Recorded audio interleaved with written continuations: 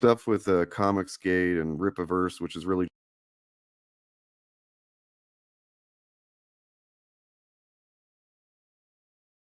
just Comicsgate 2.0 kind of shit. Like, you know, how them being at war with each other, this feud and whatnot, how indie comics is having a civil war. Keep seeing that.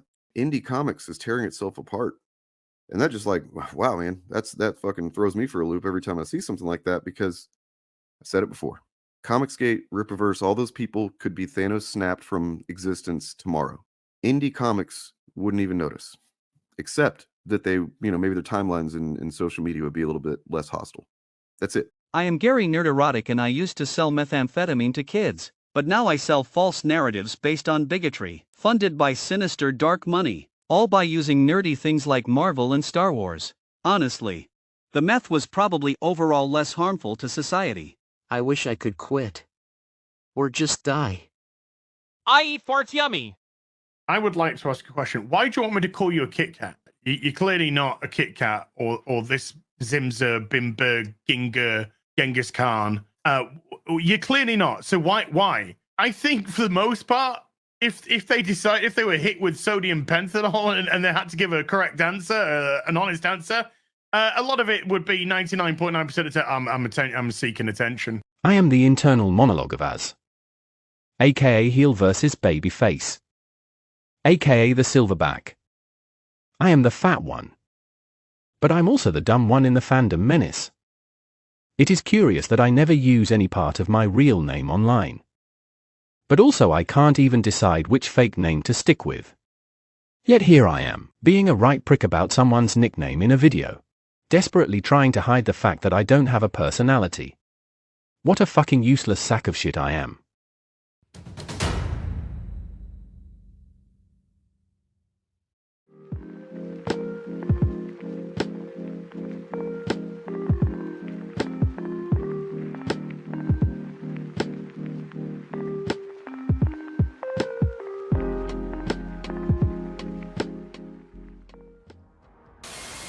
Oh, she's so, it's the stunning and brave. Oh my god.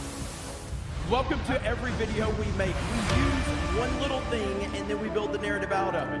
Other people besides white dudes like Star Wars. I'm just saying, we need to be conscious of our bias. I talked about this one thing and we make a whole video out of it. That's what we do.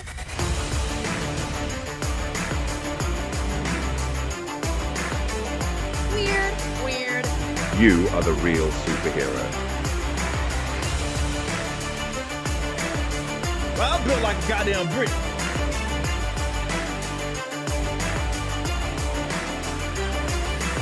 Is he some sort of masochist? I'd like to correct this headline from the wonderful bounding into fascist bigotry. I don't top woke Hollywood. It tops me. After all, I am a little bitch.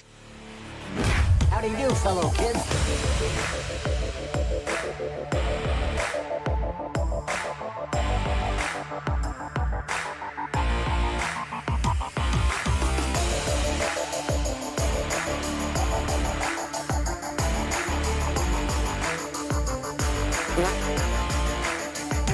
Force cannon sake! I know what Glenn Beck's butthole looks like.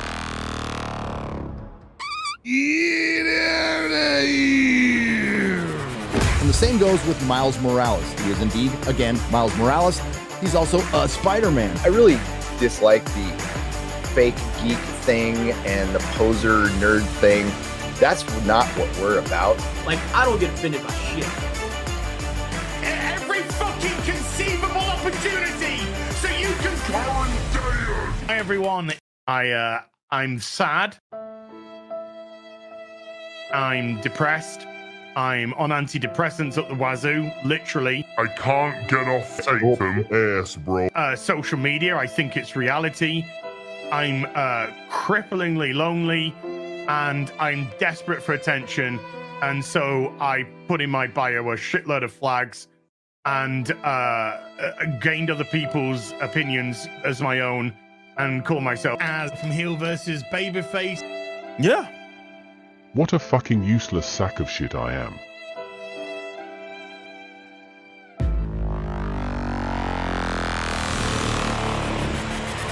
The Fandom Initiative is a group of people on a mission to counter anti-woke sentiment on YouTube. Right, you fuckers. We are passionate fans of film, TV, comics, and video games. We'd love to make YouTube videos about the things we enjoy, but the culture of YouTube fandom makes this impossible, thanks to certain networks and clusters of content creators who depend on outrage, deception, and harassment to drive clicks and bring in revenue.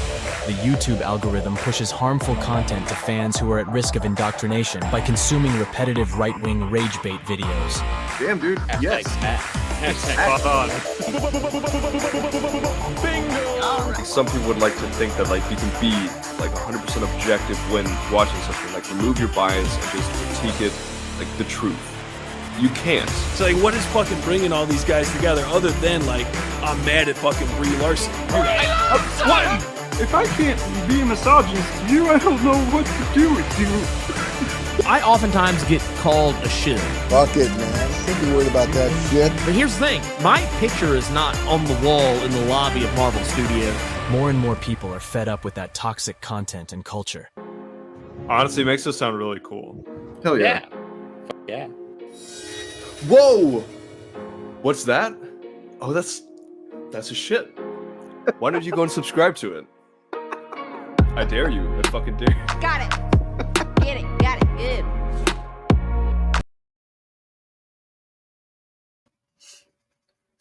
So what do we got here? Well, we got this thing right here. Hello. Hello, you bastards.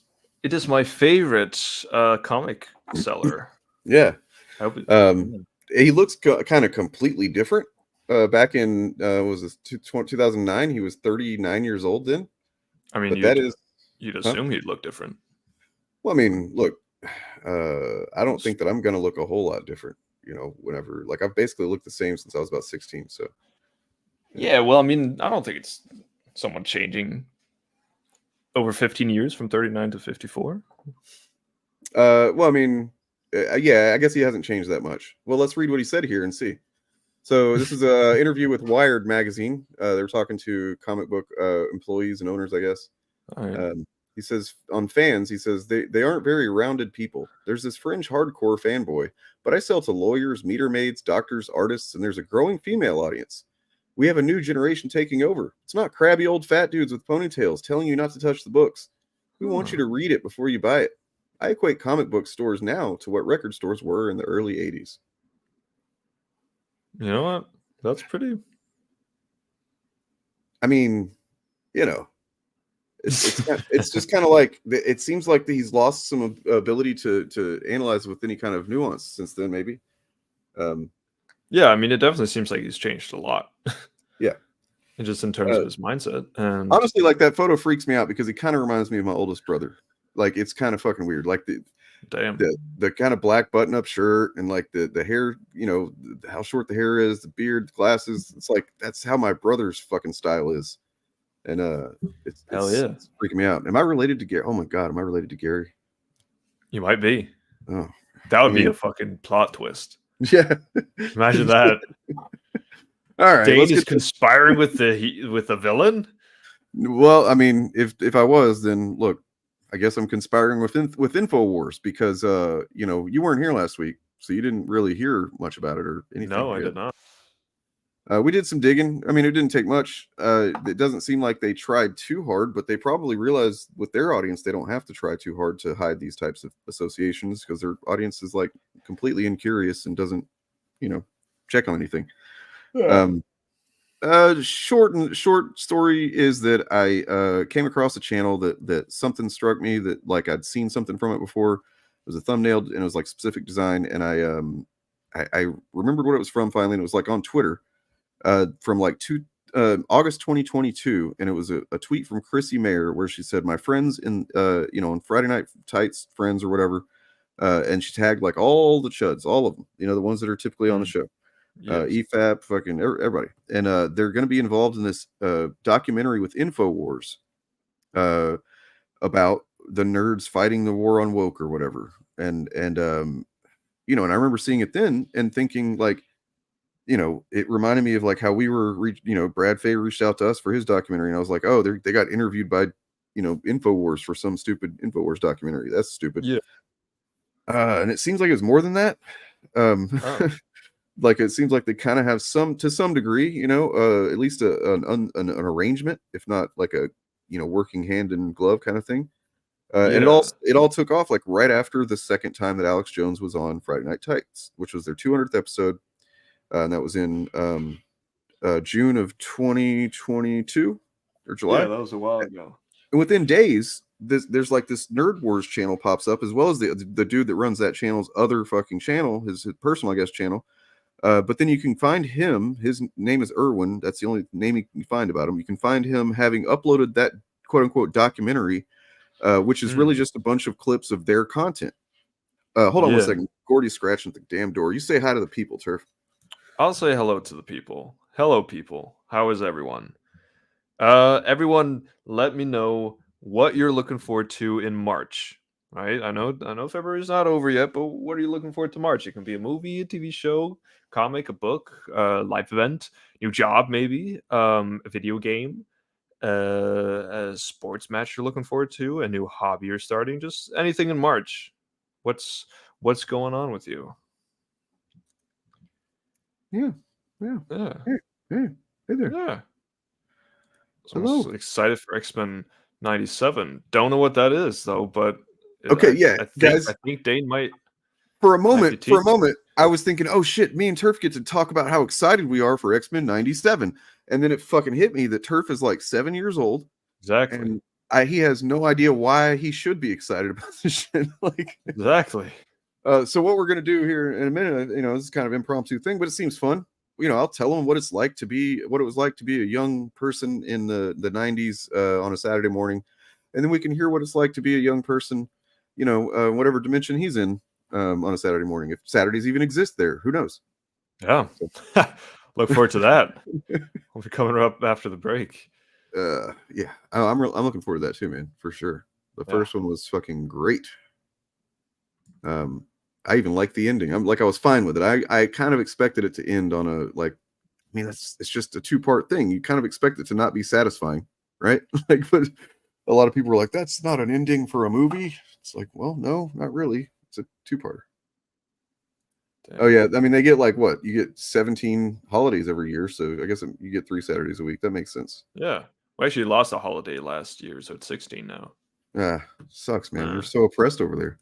Yeah, we really are. Our government is crushing down on us. Can't believe it. Well, hopefully this election you guys have coming up doesn't go any shitty direction. Glad we don't have that problem here. Yeah, I mean, you guys don't even have to worry about your politics. You guys are blessed. No, but here's the thing. No matter where you are in the world, American politics are fucking scary. I know, man. I'm sorry. I know it's like that. Like I don't know why it is that way. It's stupid. And yeah, like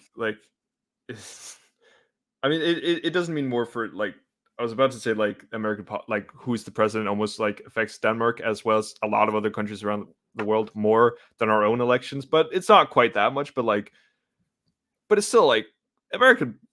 Whoever's the president has a lot of fucking. Right. I mean, whatever he can make choices that have fucking ripple effects that definitely could have effects on even Denmark. Yeah, I mean, and also just like we see it in the terms of like the U.S. The U.S. is the powerhouse, right? Like they are the big person. If they support Israel, which they do, then as you've seen, pretty much every other like fucking Western country in Europe has supported them too. Yeah. It's because we support America, It's even though the news and like pretty much everyone in Denmark are very critical of Israel and like American stuff. It's like our government is just like, well, it's America, they do. So it's like, and I know a lot of other Western countries are like that, and it's so American politics affects the whole world, and that's why, everyone's fucking frightened. Look, as Alan Watts used to say, you are the universe in the same way that a wave is the whole ocean. Like we all affect each other. We're all connected on this fucking situation we're on. But yeah, unfortunately, America does have more connection and power than others. Yes, and it's like we don't deserve it at all. We don't fucking deserve it. Like, take it from us, please. Well, you have it, and I don't think that's going to change for a while. Yeah, it's true. Well, I mean, who knows? Maybe we could it could go down in smoke. You know what? This is not what this fucking show should be about. You sent me, I don't know if you remember, you sent me a clip the other day and you wanted me to play this for the audience, and I didn't play it. So I'm going to go ahead and play it now. Oh, yeah. Knows about the meme of me hating mermaids. It's an initiative classic. But what nobody knows is that I actually wish I was a mermaid. Because they can swim around and poop whenever they want to. Plus, I can lure semen with my siren song. That's my shameful surf and turf secret. Wow. Powerful stuff, man. What the fuck? you know, you told me about your surf and turf secret. Get it? You know, because you want to be a mermaid so you can swim around and poop. Dane, you were supposed to show this to the people. Oh, my bad. My bad. Damn it. Now everyone knows. Damn it. Yes. All right, we're going to talk about X-Men 97. Bro, that was fucking... Bro, okay, we can't just move past that. What the fuck was that? What are you talking about? What? That's just it's nothing. It's no big deal, man. What are you... Listen, either I wasn't fucking consenting to make it up. I know. That's like, look, that was the point I was trying to make. Definitely. I was definitely thinking about that when I made it. I was like, you know what? We need to prove how upsetting it can be when somebody takes your likeness. And you know, no, I wasn't. I just kind of did it to fuck with you. I'm sorry. Yeah. I'm You sorry. do not care about consent. I mean, I do. You do. You know, just not when it comes to AI. Look, we're the initiative, man. Like, we're kind of built on just doing shit. You know, I mean, it's also like if you can dish it, you take it. You know. Yeah. You know. So like I mean, I find to a certain degree like funny little AI skits of people. They can be funny. I did it because I missed you, man. You know what I'm saying? Like, it was I get that. Yeah. You're gone Listen, for a week. It's like I haven't been around much. I've been a neglectful son, you know. Well, speaking of, let's bridge the generation gap. Okay, so Saturday mornings in the early 90s. Excuse me. Yes. So 1990, 90 to 92, 93 was a fucking magical time. Yes. If you were a comic book fan, but even if you weren't, because it made a bunch of new comic book fans. Yes. It's just this bizarre moment in time where it's like, I was already kind of getting into comic books right around that time, especially like X-Men and stuff. But then they fucking released this. You ever watch Batman the Animated Series? I've watched some of it. It was on TV. So that's another, you know, that's like generally the one that people think of, and it kind of is the superior animated series of all of them back then. But like, you know, right underneath there, I think, in my opinion, more or less, is X-Men the Animated Series. And there was also a Spider-Man. Gordy, make less noise, please. There's also a Spider-Man and stuff, and all these came out around the same time. So Saturday morning, you know, I'd get up, and I was probably like, I don't know, your age, like 9 or 10 or something. Yeah. And just watch all these awesome cartoons. But the X-Men one was like I vividly have the memory of watching the first episode and just being like, holy shit, it was next level. Because it's like literally depicting stories from the comics. You know, it's like a condensed, truncated version, but it's more or less the same exact stories. Yeah. And it was a new kind of like style of animation that hadn't really been done, that I hadn't seen anyway. Nice. There was clearly a lot of love put into it. Iconic, you know, kind of voice casting and you know, intro and everything. And it just, it has serialized storylines in the season. True. Cool. Wait, what are you disagreeing with? Wait, I mean, I said Batman animated series was I was talking about generally that's seen as, not like Greg sees that way. No, that's what you said, Greg. I misspoke. But yes. So whenever X-Men 97 was announced, it was a big deal, and it's a big deal still because it's a continuation of that series that really didn't get a proper ending because, like, basically as you know, bullshit behind the scenes production stuff, it was an expensive show to make, you know, and I guess maybe it started losing viewership and whatnot. Not for me. But then they made the decision to ship the animation process to, like, I don't know, some country or something. I forget. I don't want to throw anybody under the bus, but they didn't do as good a job. There was like this weird, bizarre storyline thrown into it that just like didn't have anything to do with anything. And the voice acting and animation started suffering, and, you know, it just kind of crapped out. I don't even remember how it really ended or what happened at the end, but Yeah. But X-Men 97 is a continuation of that story of the original run. So like, yeah, it's gonna be cool. It's basically that was the X-Men that everybody knows. If you're aware of the X-Men at all, you probably are aware of that version of the team. You know, with Cyclops and like their specific costumes they were wearing, the specific roster of like Wolverine, obviously, Cyclops, Jean Grey, Gambit, Rogue, fucking Storm, Jubilee. Yeah, oh, that yeah. was Bishop showed up eventually. You had Morph. You know, everybody Morpheus? knows Morph. Nope, just Morph. Oh, yeah. What about Beast? Beast was there. Yeah, he's there for sure. Oh, nice. Holy shit! Yeah, that's awesome. So that's what it was like, and that was that moment in time. That you can see that like several people in chat here also had a similar experience to that. Yeah. Yeah, Morph was the one character that was like created for the show. He was a stand-in for a character that was called Mimic in the comics, but like, yeah, he was just a shapeshifter. And then he also turned out to be, I think he died, and then he turned out to be, and he came back maybe, but he was a bad guy or something. I forget. Damn. Yeah, Ms. Marvel Power Theft. It had that too. So, you know, I don't know if you know this, but Rogue in the comics, she can fly. She's super strong. Yeah. You know, and that's not her mutant power though. She got that because she absorbed it from Ms. Marvel, not Kamala Khan, but Carol Danvers when she was called Ms. Marvel. So there's a, you know, iconic moment in the comics where they end up, you know, Rogue was a bad guy at first. She worked for Magneto and the Brotherhood of Evil Mutants and shit. And so Carol Danvers, Ms. Marvel, you know, kind of gets in her way, and she basically just absorbed a little bit too much. And I think she, you know, basically put her in a coma or something, but like basically absorbed her powers to the point where they're permanent. Damn. And so she can fly and super strong and whatnot. Nice. But yeah, that's why I like. So, sorry, go ahead. Well, I'm just like confused about like so what trailers come out? The X-Men 97 trailer. Let's check it out. I mean, we might watch it in like little bursts just so we can avoid a copyright claim. I don't know, but wait, but okay, did X-Men 97 come out in 97?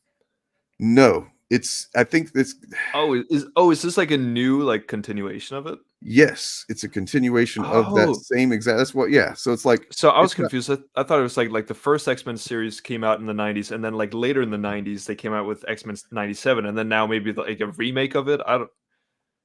But this is just the follow-up.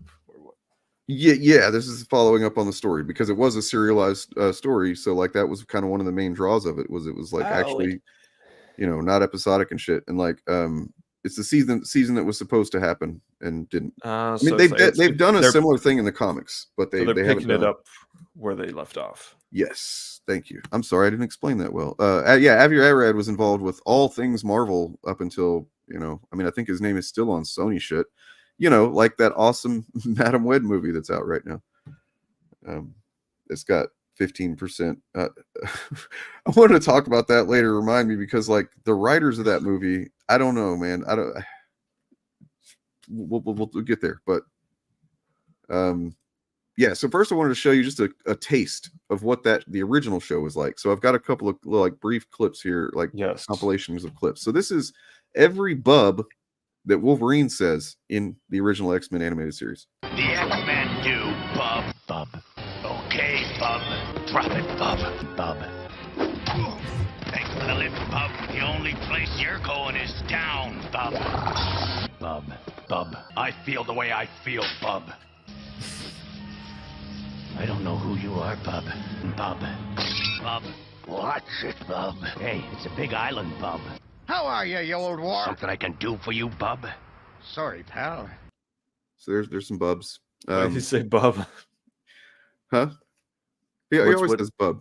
Oh, okay. That's Wolverine's thing, man. He says bub. It's like his condescending, kind of like a buddy, but it's bub. You know? Oh. Yeah. Yeah, it sounds very cute. Yeah, it's like guy or pal. You know, hey guy, hey pal. Yeah. Or bay. Hey friendo. You know. Yeah. Hey, bub. Yeah, hey, bub. And then here is, this is just, so one of the iconic things from the show is the previously on X-Men.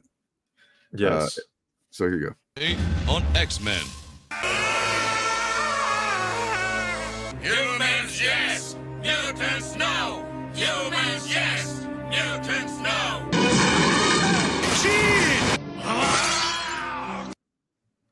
And that's basically fuck? how. That's basically every episode. Was that a like recap? that yeah, that was a recap.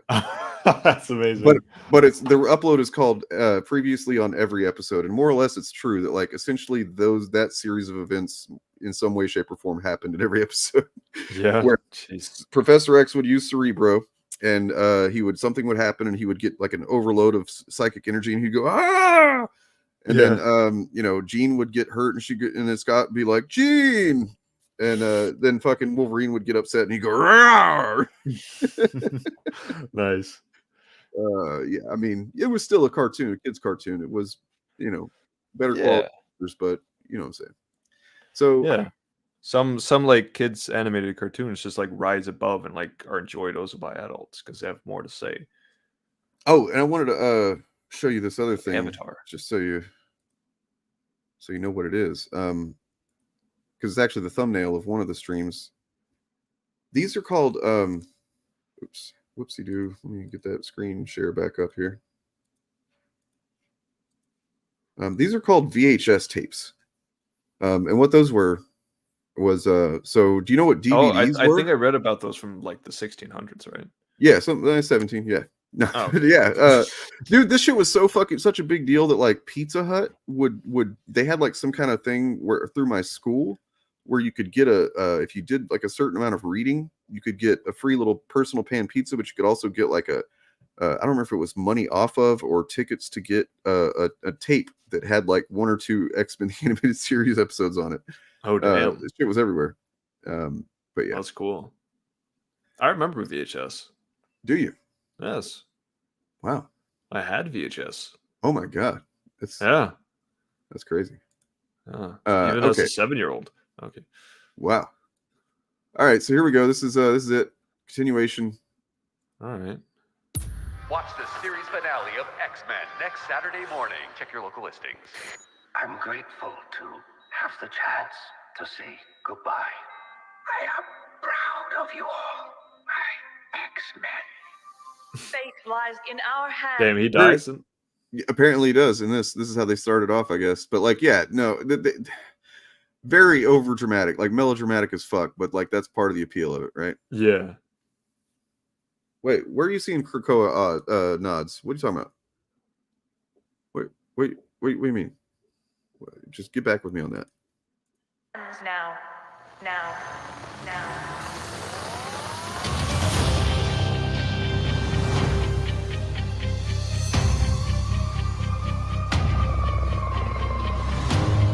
We have to stay vigilant. The professor entrusted us with his dream. No matter how dark it is, we must believe in each other.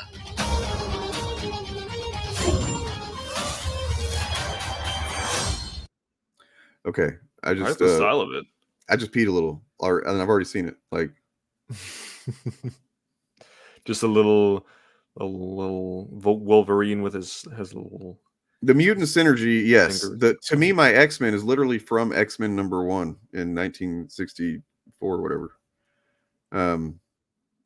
So like that's a callback in the Krakoan era in the House of X and stuff. That's a callback to the original comics.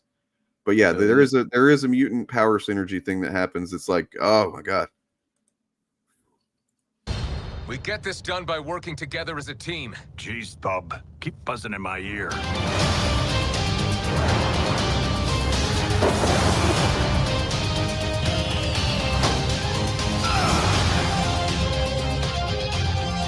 Heads up!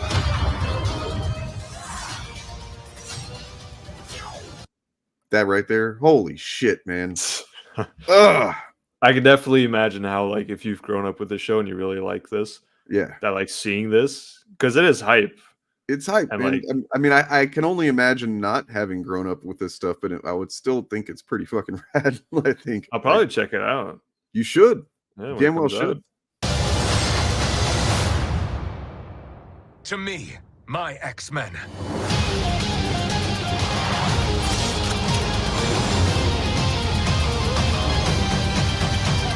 Damn, is Cyclops the leader? What's up? Is Cyclops the leader? Yeah. I mean, he cool. typically always is. Nice. Unless it's Storm. There was literally like they fought for who was going to lead the X-Men one time in the comics, Yeah. and Storm didn't even have her powers, and she fucking won. Oh damn. Yeah. I thought it was X-Man who was the leader. Oh, X-Man, yeah. Yeah. God damn it. We were talking beforehand. Any of you guys that are X-Men fans, you ever have anybody call like Wolverine X-Man? Like, oh I like X-Man with his claws. Yeah, X-Man is so cool. It's like a very mom thing to say, you know? Like Have you heard oh, did you by the way see that new Deadpool trailer with X-Man in it? Yeah, I did see that Deadpool and X-Man. Yep. Yeah.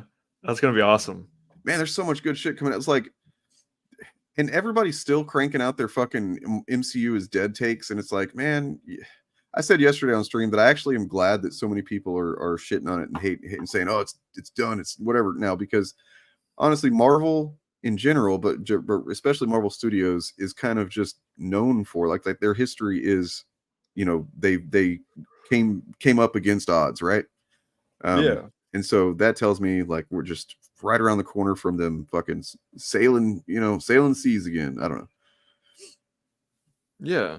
It's like, and it's also like once you learn to differentiate what it's just people buzzing on the internet and what the actual fan base is thinking, like you start to realize that Marvel are fine. Mm-hmm. It's so fucking popular. It's like this hard to even conceptualize, but really, it's so fucking popular. The MCU, it's the most popular fucking media thing in the world, basically. Yeah. Other than like I guess like some sports thing, if that counts. But as far as like fiction media, it's the most popular thing, and like it's so popular that there is also a shitload of people who are like they're too cool for it. They gotta hate on it. You know what I mean? Exactly. Like it's once there's that big movie that's getting hype, everyone goes to see it. That's the thing. Mm-hmm. Did you see the casting news from yesterday? From the Fantastic Four? Yeah. Yeah, I like it. Yeah, that's right. We got a new here's the thing. Sounds like we got a real problem out here. Any of you incels, QAnon, 4chan, Snyder Cut motherfuckers want to get on the line now? Anybody? That's the thing. Oh yeah, that's the thing. Here's the thing. There is. I've been seeing like some people on Twitter, people who I don't respect the opinion of, who are trying to like do the whole anti-Pedro Pascal thing now. Oh god. Oh, is it because he said some stuff one time or something? Well, that's why, but the reasons they use is different, right? But like that's why they want to do it, because they're like, oh, but Disney they didn't fire him, but they fired Gina Carano. Actually, let me try this. Bagarn's escape pod. I mean, you might just be a troll, and that's why I've never seen you before, and you're just trying to point it out to be a douche. But like, let me know, help me out. So if I mute this right here, and then I try it again, does it still do it? Give me a hand here. Sounds like we got a real problem out here. Any of you incels, QAnon? Did it do it?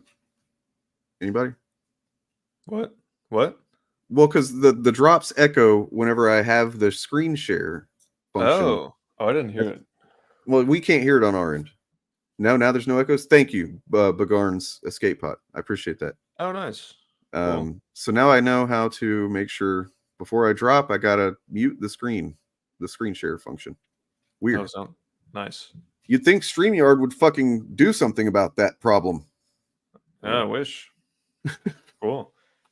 Sorry, No, yeah. So it's like, so they're like that is really why they want to say, right? But now they're saying things like, oh, he doesn't look like Reed Richards, therefore like they don't care about the character, which doesn't make sense. And then there's like apparently people are calling it Pascal fatigue, that he's just too much now. And it's like, ew. Like you don't even see in like one of the main things he's in, you don't even see him. You know? Yeah, it's also just crazy, like seeing an actor working in a bunch of things and like doing his job and just like, and people being like, oh, he should just stop. Why is he in so much? Yeah. Bro, I will not get tired of seeing him. If he got cast, yeah, hell yeah. I mean, it's silly because like Yeah, it's definitely motivated by, politics to some degree, I think, but then also just I imagine that some of it is just that's like, those goddamn internet takes that some people, I guess, just don't have the I don't know what they're missing, that they can't form their own opinions or takes, so they latch on to Yeah. like a popular take that goes around, and then that just becomes their take too. Exactly. It's So for also like, yeah, he's also just like, because he doesn't like completely conform to like the, like the all big macho masculine man, right? Like he like to me he's a big sign of like masculinity, but he's also very comfortable in it. And he just like does what he wants to do. He like he supports trans people. He just like he's fine with just being like, hell yeah, I'm the daddy, right? I feel like a lot of conservatives who want to be like looked upon as like peak masculinity, right? Yeah. And they get jealous Mhm. because they're not him. Well, I 'Cause mean, they're like not Pedro Pascal, and then that's, no one else could be. to be the kind of masculine that they define masculinity as, it's like Yeah. easy, and it just like it comes not naturally really, but like it's so common in culture that it just comes easy to them. And so Yeah. like having to any kind of like,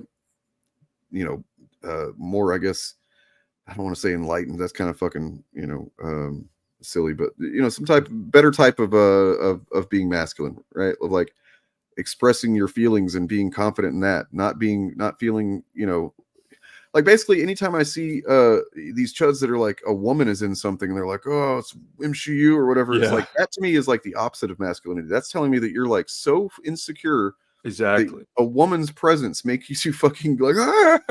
Ah! Yeah. It's Uh. it's crazy, and it's also so like as a man, right? It's also weird seeing other men being like that their ideal. They want to just be aggressive, right? They want to be the brooding, like they The just dominant, yeah. the dominant, right? And it's There's like an like underlying violence to it, right? Like that's the only exactly. There's so much more a man can be, you know? and he can also be violent if need be. Sure. Like, but Yeah. like that's not like shouldn't But be the go-to, but sure, if you have some reason to have that in your repertoire, sure. But like, sure, but it's not like it's weird that it's a goal, no, it's and I mean, you and know? it's all fucking it's performative. I mean, like we just yesterday, I we looked at a clip. It's more of that clip that from Az and Eric July together on their fucking show that's not Oh doing too yeah. well. But Yeah. like basically, Eric comes out and says that all this stuff you see on the internet, people act in a certain way, like getting attention, saying it's like it's all fake. He's all fake. He's not talking about, he's not talking about himself in the moment, but it does apply to him. And I, realized Yeah. like, oh, okay. So whenever he's like talking shit to Bob after their debate or whatever, not to Bob, but about him because he couldn't say it to his face. Yeah.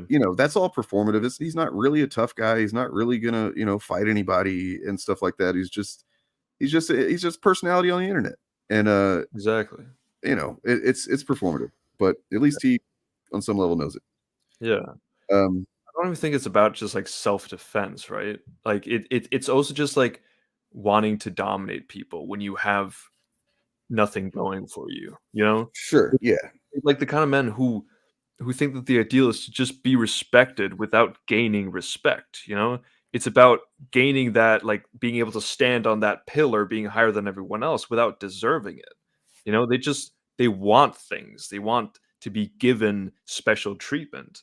They want to be seen as the dominant person just because they're a man, right? They don't want to Mhm. like Yeah, it's just there's nothing deeper to it.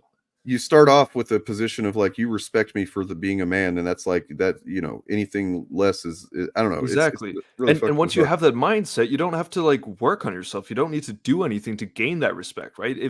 If your perfect world, you are just seen as the leader, you're just seen as the king, you're just seen as like a pillar of respect, then you don't have to do anything, You you you know know? what masculinity is to me is it's what like strength of, and not just masculinity, but even femininity and in certain regards is like just fucking self-awareness and Yeah. introspection and having the goddamn backbone to look at the ways that you're maybe I don't know, not living the best life you could be living. You're having a negative effect on people around you, and realizing that I can change things about myself without changing who I am fundamentally, and it also doesn't mean that I'm like, bowing down to some, fucking expectations or whatever. It's like it's actually just me being actually accountable and responsible for who I am. That's one thing that conservatives always talk about, personal responsibility and stuff, and they don't want to be responsible for themselves. They don't No, want they to be don't. accountable for shit. That's what cancel culture, quote unquote cancel culture, is all about. It's Yeah. like they can't fucking stand being held accountable, or just for saying stuff. Like, it's not like anybody's trying to arrest them or anything. It's just No. been like, hey, did you say It's this just- thing? Oh, cancel culture. Like, come on, man. Yeah, just you're trying to asking. get me. You're trying to ruin my whole livelihood. No, I'm just trying to get you to reflect over the ignorant shit you've said, right? And if you don't want to do that, that's very telling. But like, no one's forcing you to. True, Lucifer. Like, Cyclops is he's a Chad. Sorry. Yeah, it's like obviously there are some things in like society that we've just there are more standards to what we classify as masculine and feminine traits, but it's also like masculinity also comes in many different shapes and sizes. Same with femininity, like you can be comfortable in your masculinity in completely different ways. Like, it's honestly not something I ever really thought about for myself until Yeah. I started like paying attention to internet shit. It's like I never thought about how masculine do I come across or yeah, anything. same. It's Like, just that, yeah. and most it was like when I was like, like 13, 14 and stuff. So like last year. Yeah. Where it was like when you're first like starting to grow up, right? And you're going through puberty and stuff. Like yeah, like there is some more of like the wanting, like I and that's why I get that a lot of young men are getting into this, right? Because in that age when I was growing up, I was very, when you're growing up, when you're going through puberty, you're an awkward person, especially if you're a guy. Like, right. Like, you're socially awkward. You don't really know how to talk to people. You don't really like yourself. You smell. You're kind of like you're kind of a goofball, right? But you're trying to be cool, and it's a very awkward period. At the same time, like, girls tend to mature quicker. So you're looking around at if you're a straight person anyway, you're looking around at the girls going, man, there's like, oh, they're like women now, and I'm just like this goofy little bastard. But you try to tell yourself that you're manly, and there's all this social pressure. It's all this, at least for me, like, there was kids, even when I was like 14, 15, there were dudes talking about getting laid and stuff like that. And it's like, what do you, yeah. Oh yeah, you guys are getting laid. Yeah, me too. Like, there's all this pressure to be something that is supposed to be what a guy does or whatever. And it's like, it sucks, man. It sucks. And there is a lot of pressure from so many different things. So it's just like all society and especially with the internet now, all the different like impressions we get on the internet from everywhere, Yeah. Like, both grifters, but also just like everywhere. We always get impressions of things. It can put a lot of pressure on, and obviously also like girls and women, right? But I don't know that perspective, of course. Yeah. But like, as a man, like I get it. There's a lot of young men who feel the pressure, right? It's a really awkward period. Your limbs grow suddenly, and then your proportions are all weird. Like, you just feel weird, but you want to be cool, right? You want to be that masculine person. You start gaining some muscle, right? You start getting some hair on your body. Usually, always your ass crack because you're unlucky, and and like, you want to appear cool. You want to grow up, you want to be a part of that whole world out there, but you're not quite there, and it's a tough time, and a lot of people struggle through it, right? And that's not even count. That's like the general experience. Like, that's the broad experience. Yeah. That doesn't even count like individual experiences of like family dynamics that can contribute to that shit. And if you have a father that's like putting certain pressures on you because he thinks a boy is supposed to be certain things, and like, man, it's rough. And like, it's amazing that fucking honestly, kind of amazing that more kids don't get drawn into grifters. Of course, I guess it's like in the UK, they've got a real problem with Andrew Tate fans that are like 12 years old. So yes. Oh, by the way, Lucifer, a white one. That's what it was. Yeah. Sorry. It's pretty simple. But yeah, like, what was I gonna say? What did you just say? I'm saying that sometimes. Fuck, I don't know, man. I don't know. Let's just finish this off, because you're talking about masculinity. Just like what you're about to see right here is just alpha Chad, brainwaves coming through this video. Okay. Yeah. Magneto. The last will and testament of Charles Xavier. Everything he built now belongs to me. Oh damn. That's actually kind of epic. Right. But yeah. No, but like I was also about to say, like, I think it's similar for like the people growing up in like these newer generations with the internet and stuff. Like also a lot of the people have like around my age who I've talked to who are pretty progressive, right?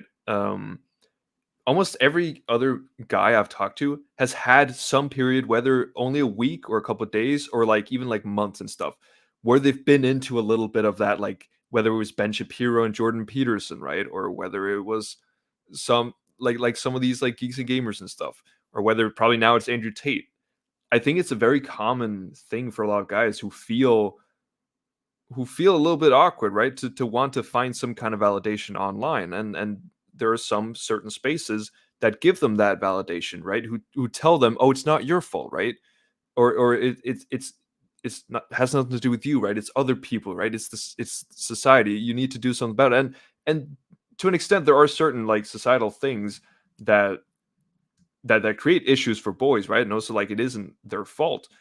But like in that, I guess in that age, it's harder to hear someone be like, trust the process, you know, like work on yourself, you know, like try to take responsibility for things and accountability. I think that's the more difficult choice than to hear some of these influences from people like a Jordan Peterson and stuff, or a Geeks and Gamers stuff, channels like those. And I think a lot of young men get into that. Luckily, I also think most young men grow out of it. Well, you know, speaking of growing out of stuff, it's a good opportunity for me to promote what I'm doing tomorrow on my channel, and I think I'm going to have a guest. I think he'll be available so far, it seems like, but if so, it's going to be really cool. If not, it'll be cool anyway. But like doing another episode, be the second time I do this of what do I call it? Get the branding up here. Out of the Dark. Former anti-fans tell their stories. We had Thade on one time. He was a former Fandom Menace kind of guy, and he talked a bit about what was attractive about that stuff in the first place, and more or less what it was like and how he got out and everything. Very appreciative of that. And by the way, if you have a story like that, I want to talk about it. If you don't want to be if you don't want to use your name, your real name, that's fine. If you're uncomfortable with being on live stream, we can do a recording of it. But generally, like if you have a story and you feel like you can share it, then it can be pretty valuable to people to hear that kind of thing. Yeah, for sure. And so another thing I'm going to do with this is I found a source for kind of like brief testimonials, like accounts of what drew them into like Fandom Menace content, and then how they got out. And it's kind of awesome that I found this, and I don't want to give away the source just because I don't want anybody to go bother anybody. Yeah, I'm not going to be using their names or anything like that, but yeah. So I'll be talking a little bit about that. I can read one now if that's cool. Sounds good. But first, I want you to tell me what was Saturday mornings like for you as a kid. Oh yes. Well, it's like I don't have a particular memory of like Saturday mornings. Like I don't lame. Like as a thing. I think it was more just like weekend mornings. Okay. And I don't know if it's the same with you because because there wasn't much of a difference between like Saturday and Sunday. Mm-hmm. It was just like whenever you didn't have school the next morning, right? It would be like you wake up, you go watch TV, or you go play video games with your brother, right? And then sometimes like your friends would come over and stuff, and it would be really fun. We did have one thing where it's like Friday nights at around like 7, there was always this like Disney show thing that there was like for kids, and that's usually where like kids would get their little bowls of candy for Friday night, and they watch the little Disney show for an hour where there's some old school like Mickey Mouse and Donald Duck, like very like old school cartoons, and then more of the newer stuff, and that's still even to this day a thing. Granted, I was only 6 last year, so right. Well, that's not saying much. But yeah, so I guess that's like from my childhood the most consistent weekly cartoon thing. But I mean, I remember for me it was the thing I mostly I was looking forward to was a period like every day after school they'd be showing anime from like 4 to 6, and there'd be like Dragon Ball and Naruto and stuff, and I'd always See, like rush home from school to see that. dude, I had that. Okay, so we do have one shared experience there because when I was in high school, I mean, I wasn't into anime or anything really, but I did get into Dragon Ball Z, and I would rush home, and it would play at 4 o'clock. Yep. You know, so there we go. We connected on that one. But yeah, Hell man, yeah. I'm fucking. I was super into the Dragon Ball Z shit. Like, basically, I stopped watching a little bit after the Cell saga ended. So you have not watched the Boo saga?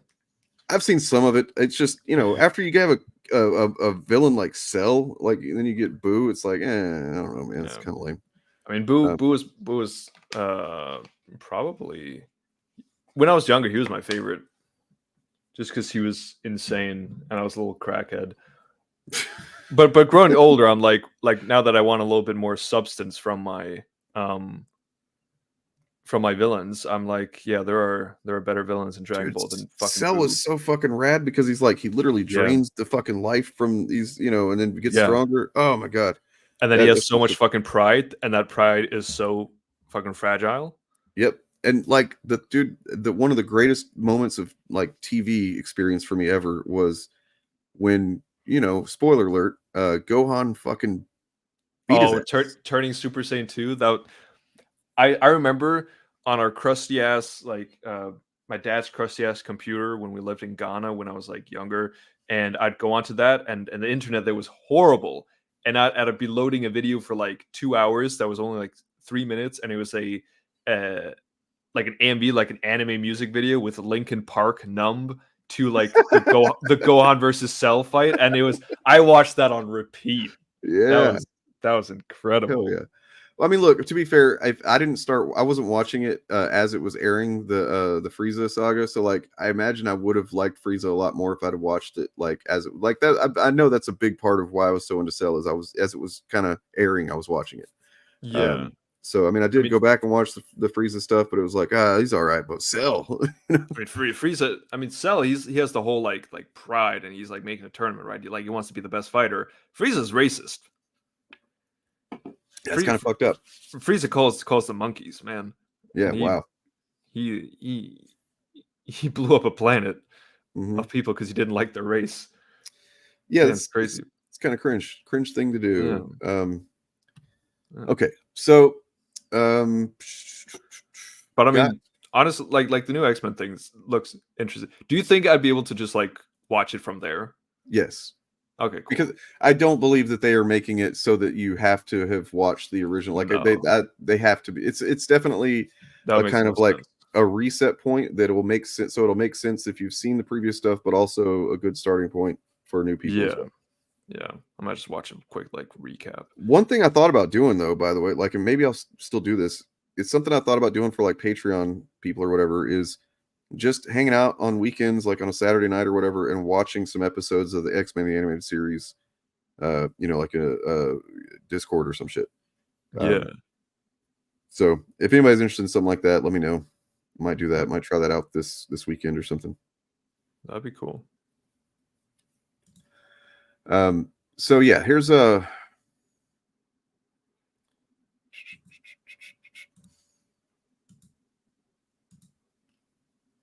Find a good one here.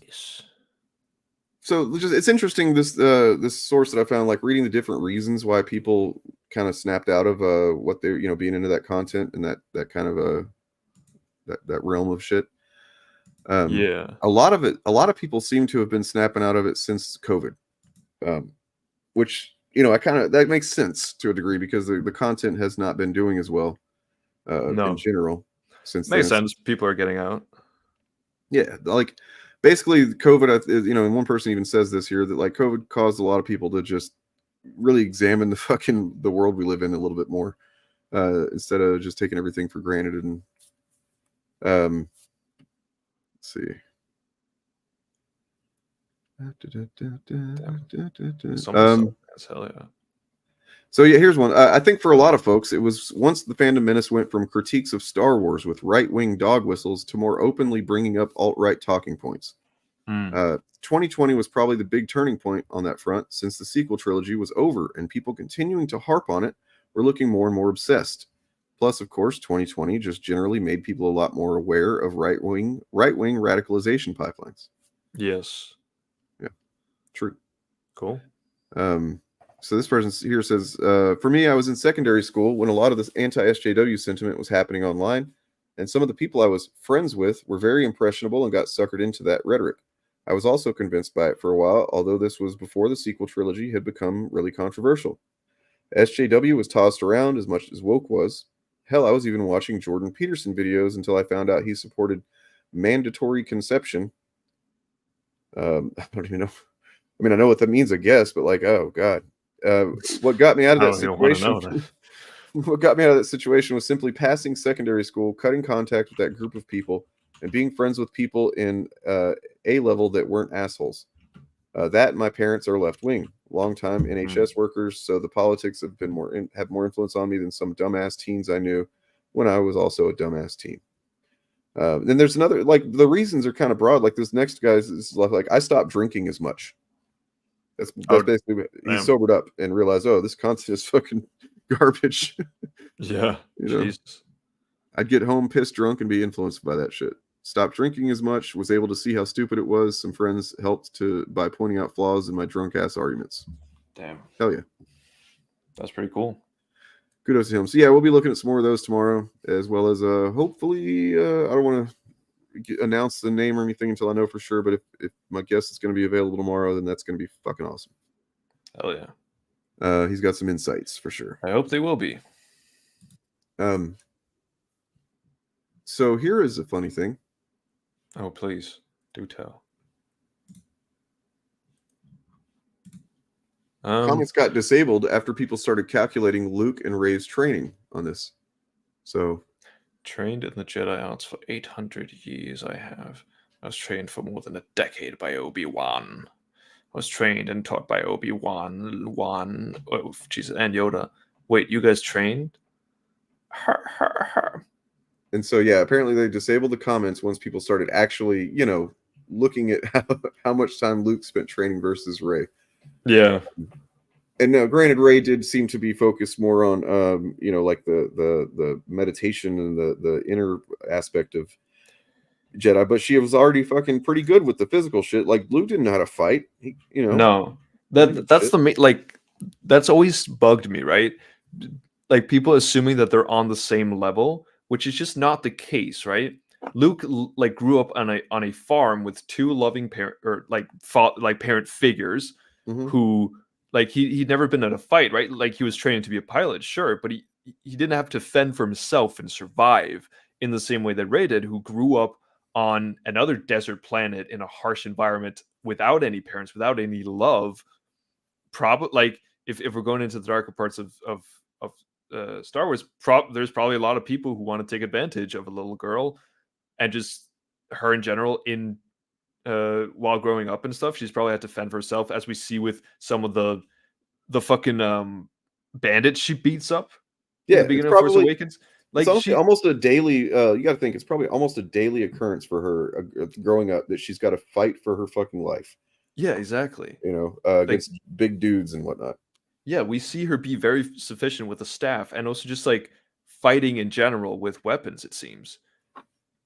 And it's like her and Luke are not in the same like starting point.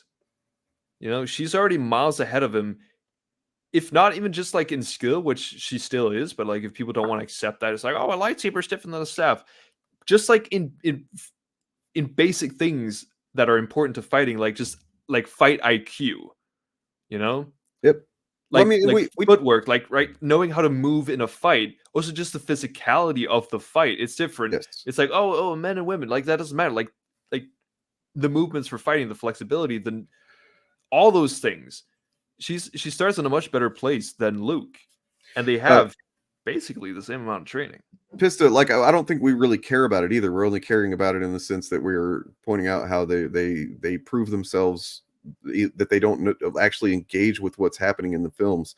They just are like basing it on, I don't know, their headcanon or whatever. We talked about before. I remember we had a conversation about how Rey, like at the end of the Force Awakens, like there's some chuds that'll be like, oh, she managed to beat Kylo Ren. It's like, not really. She didn't beat him. Like he No. first of all he got fucking slashed. He was already bleeding pretty heavily. Yeah. Yeah. It's just There is. think that I feel like I always get worked up when I hear about that Rey and Kylo fight because the people who don't like they purposefully misunderstand the things that are shown to us. Yep. Right. And I'm very much on the side when it comes to film about like we each have our own perspectives about the themes and what we think of the quality and stuff. Right. But there are some things that the filmmaker is trying to show us to provide context for the scene.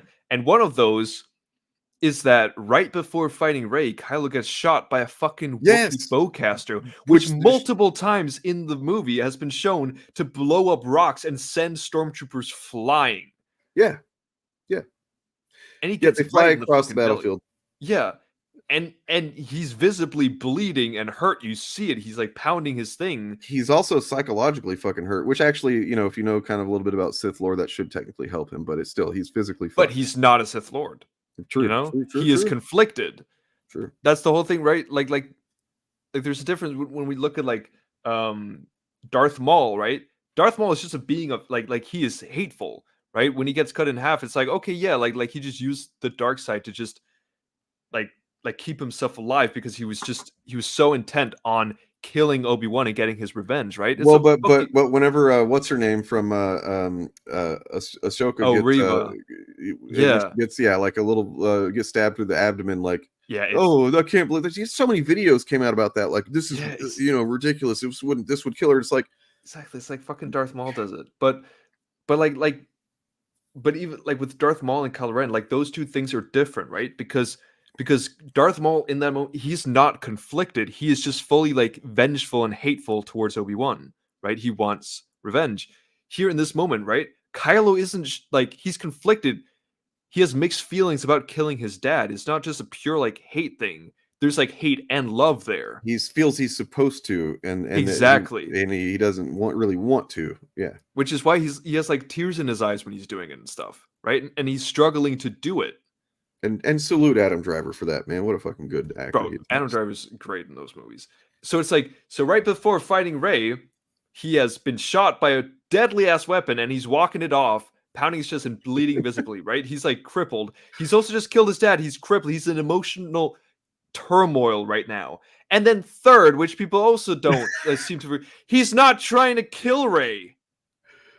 The whole, like, there's a point where they're like locked in like lightsabers together, where he could kill her, he could overpower her right there, but he's trying to like talk her into joining him. This is when Rey gets the second wind, when she like tries to like she attunes to the Force, right? She has her Luke moment, and then she suddenly like turns it on him, and he's surprised, and she ends up beating him right there, and then the fucking ground splits and she goes away, right? So there's so much in this fight that's showing that he's not trying to kill her, that he's hurt and he's in turmoil. Calm down. It's okay. Well, okay. So like I learned something. I learned a thing that you guys should use in the wild if you encounter the situation. If you ever see anybody calling Rey a Mary Sue, and she's like, she's just so powerful, she's just so fucking like, you think she could beat Luke? Do you think she could beat Anakin? Ask him that. Yeah. Watch their fucking heads explode, right? Because if she's a Mary Sue, then but that's going to be their urge to call her Mary Sue, but is going to conflict with their like idea that these are the best fucking characters ever in Star Wars and shit. Yeah, exactly. She also she gets toyed with by Snoke in The Last Jedi. She also gets toyed with by Luke Skywalker. That's another thing when they're like, oh, she overpowers Luke Skywalker. No, he beats her with a fucking like metal pole of an antenna or some shit, and he's like toying with her until she force pulls out a lightsaber, which he's not going to do because he's not trying to like intimidate her like that, like if he wanted to, he could also pull that lightsaber and kill her, right? Like I think so that's too. Another thing. And then also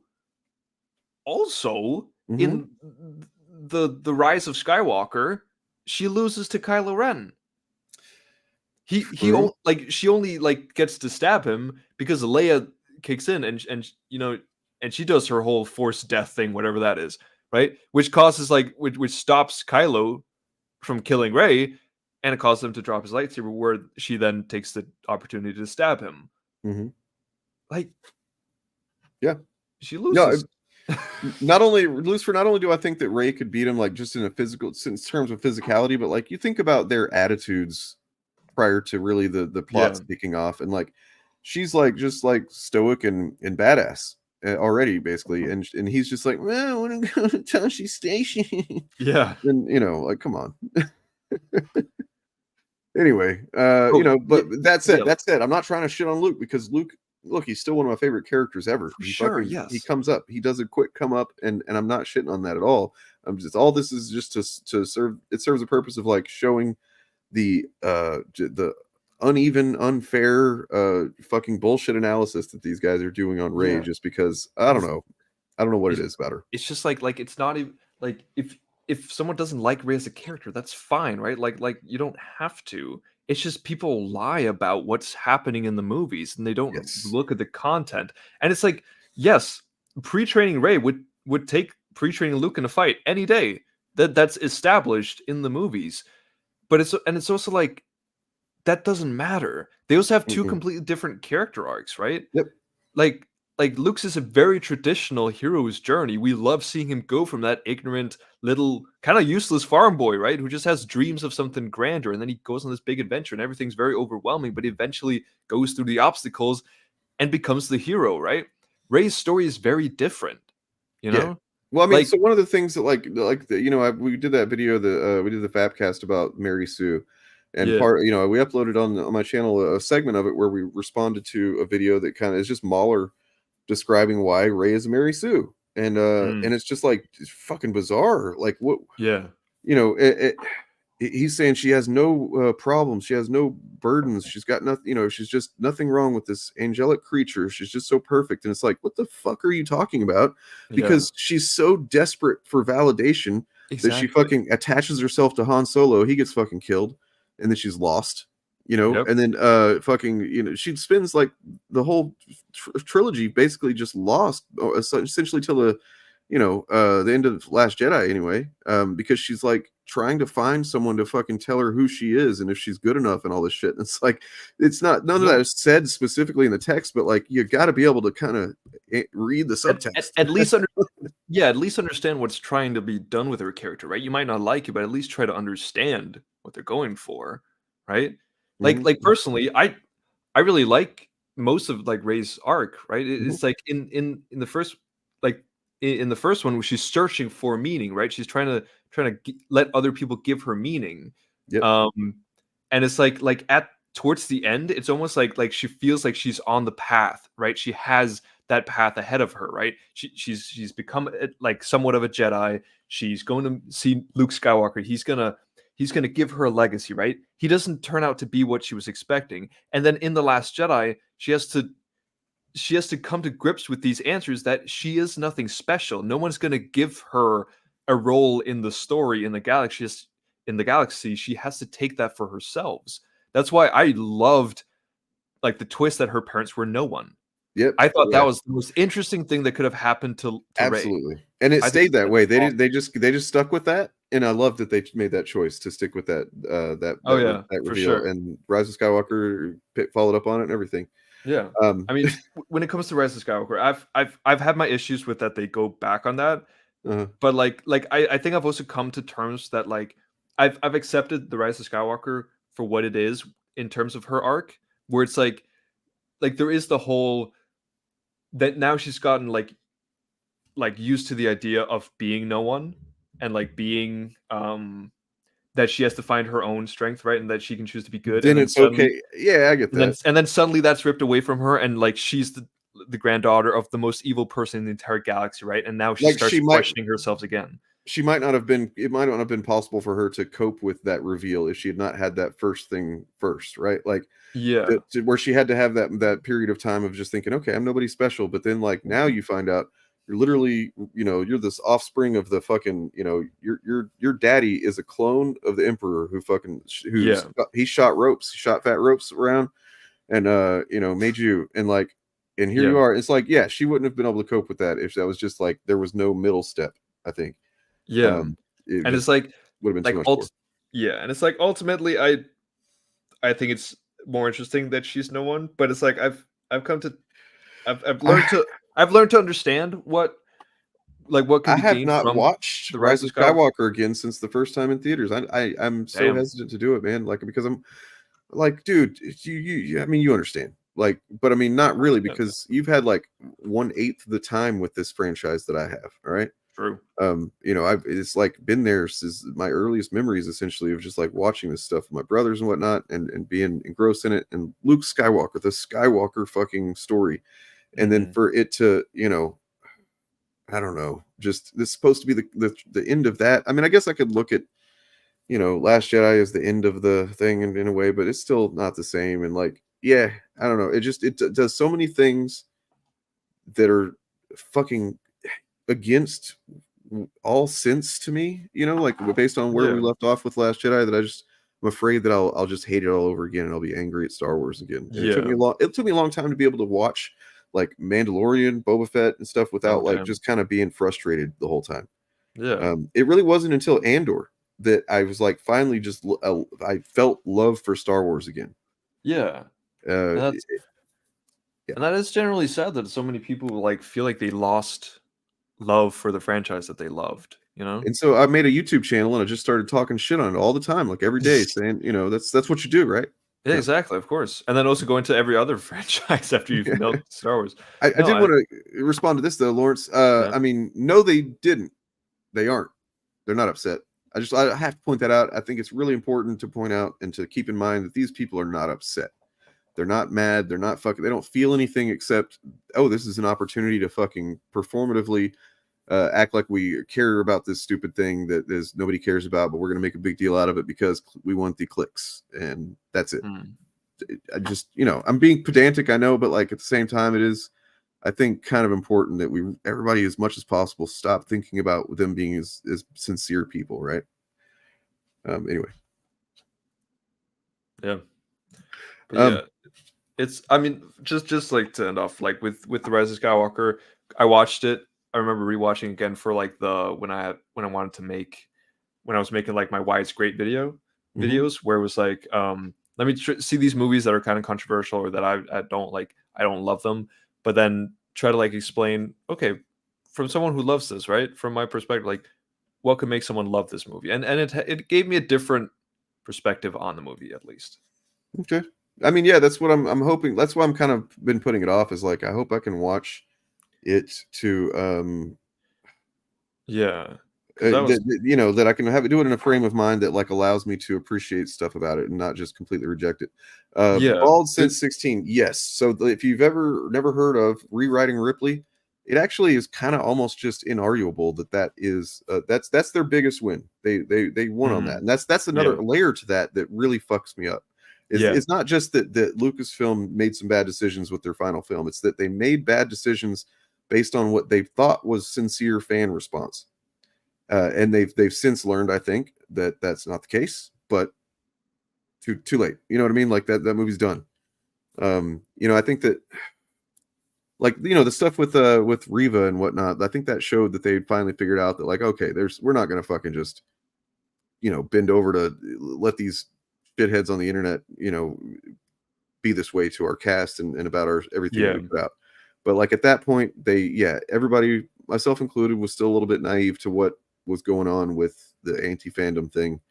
And so like it did seem like a lot of sincere, and I'm not saying that if you don't like The Last Jedi that you're not sincere. I know there's fucking reasons not to like it or whatever. But by and large, I mean, if you look at the freaking the scores of the thing, you look at the money that it made, you know, I don't know that I've really talked to anybody that's not just some random chud on the internet that hates it. You know what I mean? Like there's some people that have criticisms of it. It's like, I didn't like that it did this, but they're not like, there's not a lot of people that in the wild, so to speak, that are just rejecting The Last Jedi completely and saying it ruined the franchise and stuff like that. That's it's just a weird thing to still be hung up on, you know? Like if you didn't like it and you thought it was like the worst Star Wars movie, right? Or that it really just wasn't for you. I don't I can't imagine someone like that just like still 5-6 years afterwards still being hung up on it, saying this is horrible, this is like Pissed this at, ruined everything. And it's like dude, no, they're most people they're move on. pissed at their clones of Palpatine, so they fucked. They're Palpatine fucked. Okay, I'm saying like they're clones and they Yeah. fucked. All right. Yeah. Not only did Palpatine fuck, but presumably maybe several Palpatines fucked. Okay, Probably. we don't know. We don't know. Yeah. A lot I of them did look did. up a while back. I did look up because I was confused about exactly because, like I said, I only seen Rise of Skywalker once, and I was like, wait, did they say is he her daughter or his daughter or a clone's daughter? Like, what was it? And the movie seemed kind of unclear from what I remembered. I think I mean her dad is I think the clone He of was so the lore is that, and of course this isn't in the movie, but like the lore is that he was a clone that would not. He was basically trying to create a clone that could accept his force load, so to speak, right? That could carry the power that he carried. And there was a lot of failures. And basically, her father was one who I guess he didn't kill or got escaped or something like that, and went and slung some fat ropes. So that's who her father was. as you do. Yeah. Huh. Let's see. But yeah, if you check out Rewriting Ripley, it really is a pretty exhaustive breakdown of how they had an effect on this shit. Yeah, for sure. Yeah. It's very good. Anyway, good conversation, and thank you. Upon further investigation, glad you're enjoying it. Happy to hear it. Thank you. Yes, very good, very good. I mean, whenever you want me to talk a lot, just bring up the sequels, man. Apparently so. I always have. I talked about fucking X-Men and stuff, man. So like, I'm glad I gave you got an opportunity to, and if you want to talk more about something, just tell me to shut up. Oh no, not at all. I mean, Do you it's just remember- like what?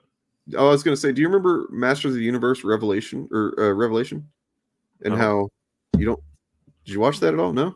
You watch it? Masters of. It was a Netflix cartoon show that Kevin Smith was the writer and producer on, and Is he that came out. He-Man? Yes, He-Man came out a couple of years ago, Oh. and all the chuds were talking about it. It was a bait and switch, so to speak. Because it starts off and Adam / He-Man gets killed, and like the spoiler alert, gets killed in like the first episode. No! But at the same time, he didn't really get killed. Okay, like he comes back, and it's awesome when he does. But it gives the opportunity for the show, the season, to focus on characters that were always in the lore from the old, toy commercial cartoon. But like actually kind of build out these characters and the world and the lore more. And then whenever He-Man comes back in like the last or next to last episode, it's fucking epic. It's the finale of that is one of the best animated like finales of anything I've ever seen. It's fucking nice. phenomenal. And it was great. And it got really, good reviews and stuff like that, except for the chuds did a lot of grifting on it. But then there's the second part is out now called Revolutions. And it's out. And not a peep from these chuds that just a couple of years ago they loved it. They loved it so much that they just couldn't stop bitching about it, or they loved the original He-Man so much that they couldn't stop bitching about this new one. And now nothing. Almost like they're insincere grifters, and it, they don't. How are you going to spin it whenever everybody seems to? Anyway, yeah. Would you recommend watching these? Absolutely, yes. Oh, I mean, nice. I haven't seen the second part, but I mean, from what I've seen, the ratings are also very high, and everybody's saying it's great as well. So Yeah, I mean, because the ratings for the first one are quite low, but like really, I mean, at least on IMDb, but like that makes sense if it had like like grifters after it. I mean, I don't think it's anybody that's being real with it, man. Like anything in the 80s was a fucking toy commercial, because that was when, prior to, I got a video where I talked about this. It's got the rated R, the video I did on rated R movies and stuff that basically spawned animated series and toys for kids. Yeah. Yeah, it's been review bombed. That's what I thought. But But anyway, it's I'm looking on IMDb. It has 27% of its reviews are 1 reviews. Or 1 star. Yeah. Oh, that's definitely bombed. out of 10. That is insane. 7.8 thousand 1-star reviews. That's and like y'all don't realize that you fucking make it so obvious whenever you do that. Like, Yeah, they're like, oh, look, this is really bad. And you go look, and you're like, what are all these? Well, that's just. I mean, that's just even the fans. They don't like even it. if you just legitimately really hate what they do with the story, where it's like, you know, they take He-Man out of the action for a good chunk of the season just so they can bring him back. By the way, when he comes back, it's just such an epic fucking awesome thing that it's like worth it. You know what I mean? But Yeah. at the same time, even if you just hate all that stuff, the animation is fucking sick, dude. You can't rate that shit 1 star. The animation is awesome. Like, it legitimately kicks ass. So you have to, I don't know, you aren't actually rating it honestly, clearly. Anyways, yeah, I mean, it's like similar to how, what was I gonna say? I don't know. Like movies that I just really do not like. You know, Mm-hmm. like what's the recent one? Quantumania. As you all know, I have a distaste for this movie. Same. I would never in my mind give it close to a 1. No. It is not. It's not. Like, look, I can do one. Rise of Skywalker. Yeah. Because I legitimately think almost every fucking plot choice in that movie is fucking bizarre and stupid, and I hate it, right? But every action scene, like, it looks like it legitimately is one of the best looking Star Wars movies there is. Like, Yeah. the shit that happens in it visually is fucking phenomenal. It's great. For And sure. you know, so Yeah. I would not rate it a 1 because No. yeah. Like that is almost disrespectful to all the talented people who've worked on it. And it's just I mean, And how can you ask a quick question about that video? Like, I mean, I have to give you a 6-hour response to this question. I mean, it's also usually, I don't know if this is the case for some people. I know everyone's different with how they would like to watch things. If I'm watching a show and so far it's a 1 to me after like 1 or 2 episodes, I'm not finishing it. It is not worth my time then. Right. Like I don't know other people's standards for things, but if something is a 1 to me, it is absolutely not worth my time. Not watchable. It's not even fucking watchable. Like, it actually is Exactly. making me upset to watch it or something. Yeah. Yeah, exactly. It's I mean, I'm not gonna, just real quick, I'm not gonna give any real specific responses on Mahler content like this video or that video, because as I've said before, just I fundamentally disagree with and think is stupid the kind of foundation of his analytical lens. So I just anything is going to be, he might have some takes I agree with here and there or whatever, that's bound to happen. Yeah. But anyway. Yeah, like someone like this who's watched like the first couple episodes of Velma, and then they're like, well, I'm not watching that. Like, I'm not the type of person who will want to waste my time if there's something that I find zero enjoyment of. I don't. Maybe that's something some people like to do. It's definitely not what people on the internet who like to hate on stuff do, right? I don't think they're watching a show that they know they'll dislike because they have some kind of like, oh, I love watching just awful things. I think it's more that review, like they'll make money off of it, you know, if they call it woke or they call it hate on it and stuff. You know, like something like Velma, which a lot of people, I think a lot of people probably didn't want to watch that, but if they could get attention off of saying that it sucks and all this stuff, then they were going to do it. And there are some people who like to watch bad stuff. I think that can be fun, especially like if you're with a group of friends. Like, he's talking about Anchorman, talking about The Room here. Like, this is what I mean. Like, no, in that general, is not like, a 1 star. No, yeah, I mean, you can. There's a lot of enjoyment. They have midnight screenings of The Room where people, you know, there's like if you've ever done the Rocky Horror Picture Show thing, where there's like all these corresponding gestures and things you say and props and stuff that the crowd uses during certain moments in the movie. Similar thing with The Room. You know, so there's like the forks thing and all kinds of shit that, you know, people say the lines along with it, and that's a good time. People have a great time doing that. Yes. And it's like, how can that be a bad movie You know, Yeah. I mean, yes, it does everything essentially on every level. It does everything filmmaking wise that you don't want to do generally. It's just Yeah. he shot No, it with that like it's just insane the shit that he did. But it is. But and that's the thing again, right? Like if there's a movie that I put on to have a laugh at how bad it is, that to me is not a 1-star movie. You know? That it had entertainment value at but the like very least. yeah, and so The like the one thing Maestro, is unwatchable. this proves kind of the point of like you saying The Room is a 6 out of 10 doesn't tell us about The Room or like what really you were talking about, right? Like that doesn't convey anything. That's why these things are Yeah, kind of arbitrary. it I'm not is. saying you're wrong or anything. I'm not trying to call you out. It's just like you're helping me prove the point of like, to say that is to, oh, you actually thought it was a good movie. It's like, well, no, not really. But like the experience that I had with some certain the context of the environment you're in, the people you're with, the Yeah. attitude you have going into the movie, what you're expecting to get out of it, all of that stuff plays a role, and all of that means that it's not objective.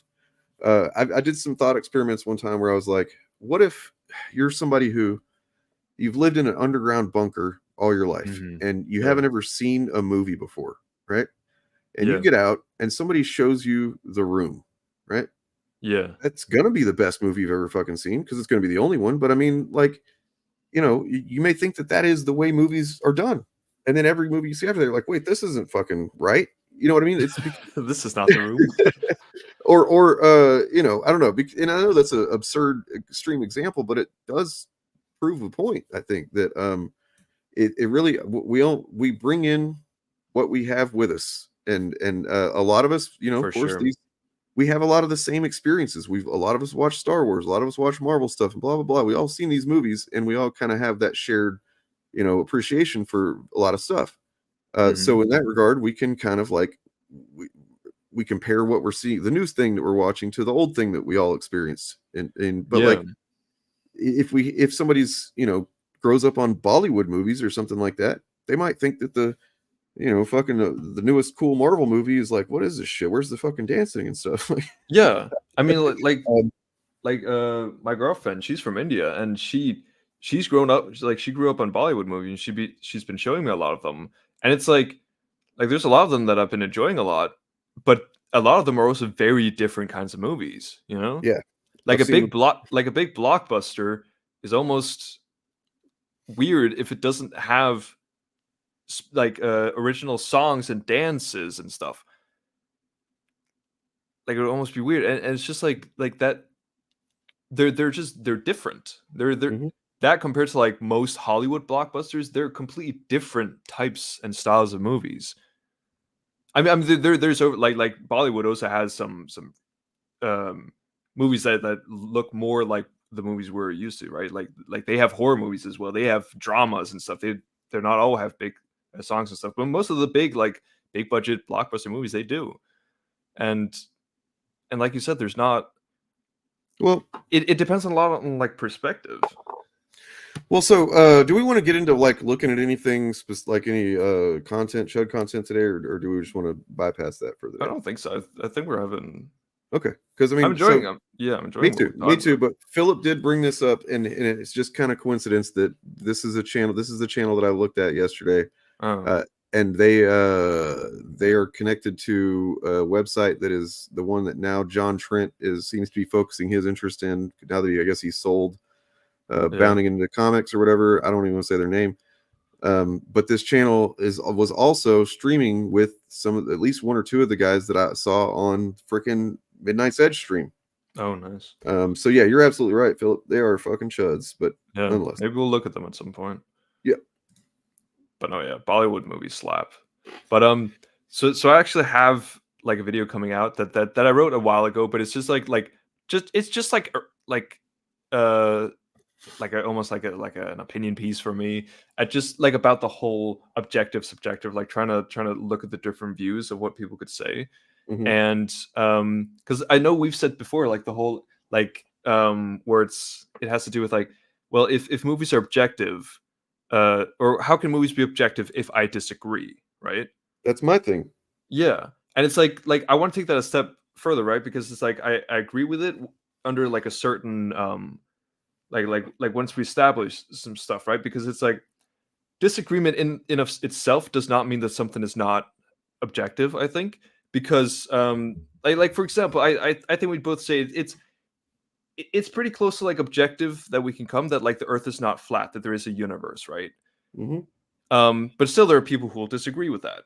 Yeah, but they're Right? but they're wrong. Yeah, they're wrong.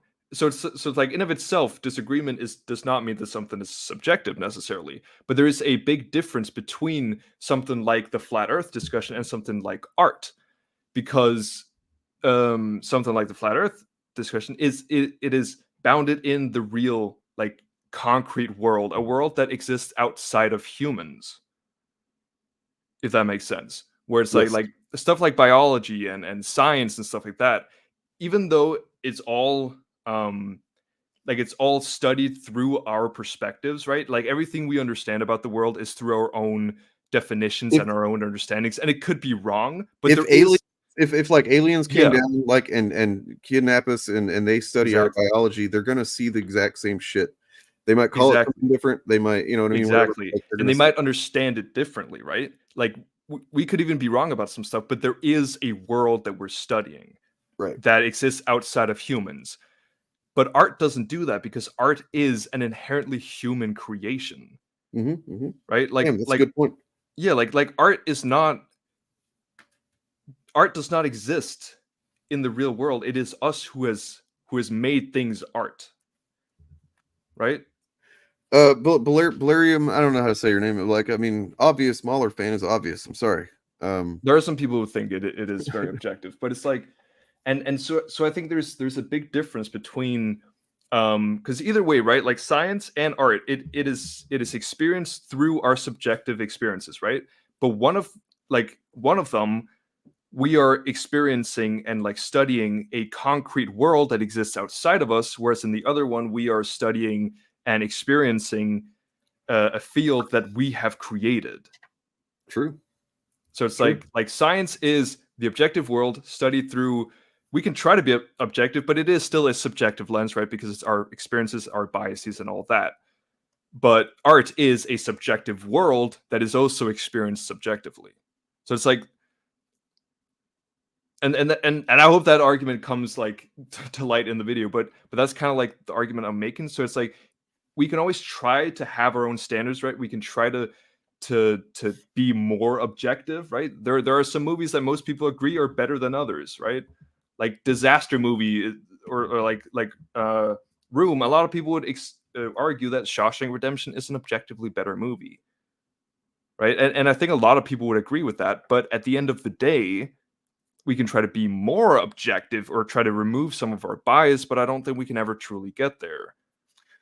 Did have we? I mean, I'm not trying to be sarcastic or anything, but like, did we actually say? Did he said that? Because I mean, I don't believe that I would have said that. I don't think that he does, because no, he doesn't. You know, if he doesn't actually analyze the entirety of films anyway, he doesn't really ever talk about the craft of filmmaking. He doesn't talk about, you know, photography and lighting and you know, sound design, or you know, any shit like that. It's like typically he's focused on, they are focused on the plot. It's more or less what they zero in on. And what, you know, when it comes to that, like the reason that they often are kind of just silly with their takes is you're only, oh my god, dude, we're not doing this, man. Like, do you realize that like you're basically just a fucking clone of 1,000 other dudes who have come through our chats anytime Mahler's mentioned, like literally anytime he's mentioned. Well, at least one of you shows up and you start saying the exact same things because you're kind of in a cult, man. Like, get outside of that shit. I mean, I think the main thing is like I've never watched a Mahler video or talked to any of his fans and gotten a satisfying argument for why film is objective, right? Or why a certain movie is just objectively bad, right? I've never gotten a solid explanation for that. So if you have one, like a good argument, then by all means, Well, give so that. I mean, what I was going to say is that like there's examples of them making points about something that happens in a show or a movie or whatever, and it's like they don't understand the real life context that's being expressed in, Mhm. so for example, I think it was Wakanda Forever or something like that, where one of them said, I don't remember which one it was, so sorry if I'm not being exact here because they like to zero in on that kind of shit. Yeah. But one of them said something like, how are they building buildings underwater, you know, or whatever, and it's like, Yeah. and everywhere across the world, underwater welders fucking like they're like, oh, you forgot about us, like, or didn't know we exist. I guess it's like Yeah. they can build things underwater, man. It's like that nobody pushed back on that. Nobody said, oh, dude, they fucking build things underwater. That's a stupid thing to say. Nobody said that. They just moved on and said the next thing about whatever, and it's like they're way too sure of themselves, and they're not actually, they're incurious people.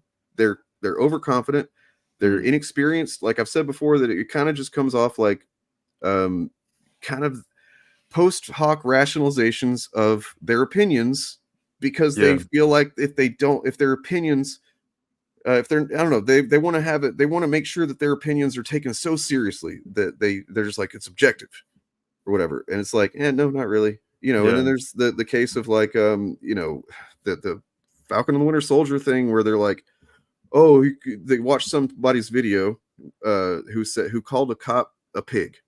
And he's like, Mm. oh, well, let's see, you shouldn't be able to call the cops next time you're getting murdered or whatever. Fuck. Yeah, It's which is like, just dumb as hell. it's just really dumb. They're reactionaries. They hang Yeah. out with reactionaries. They just are Yeah. reactionaries.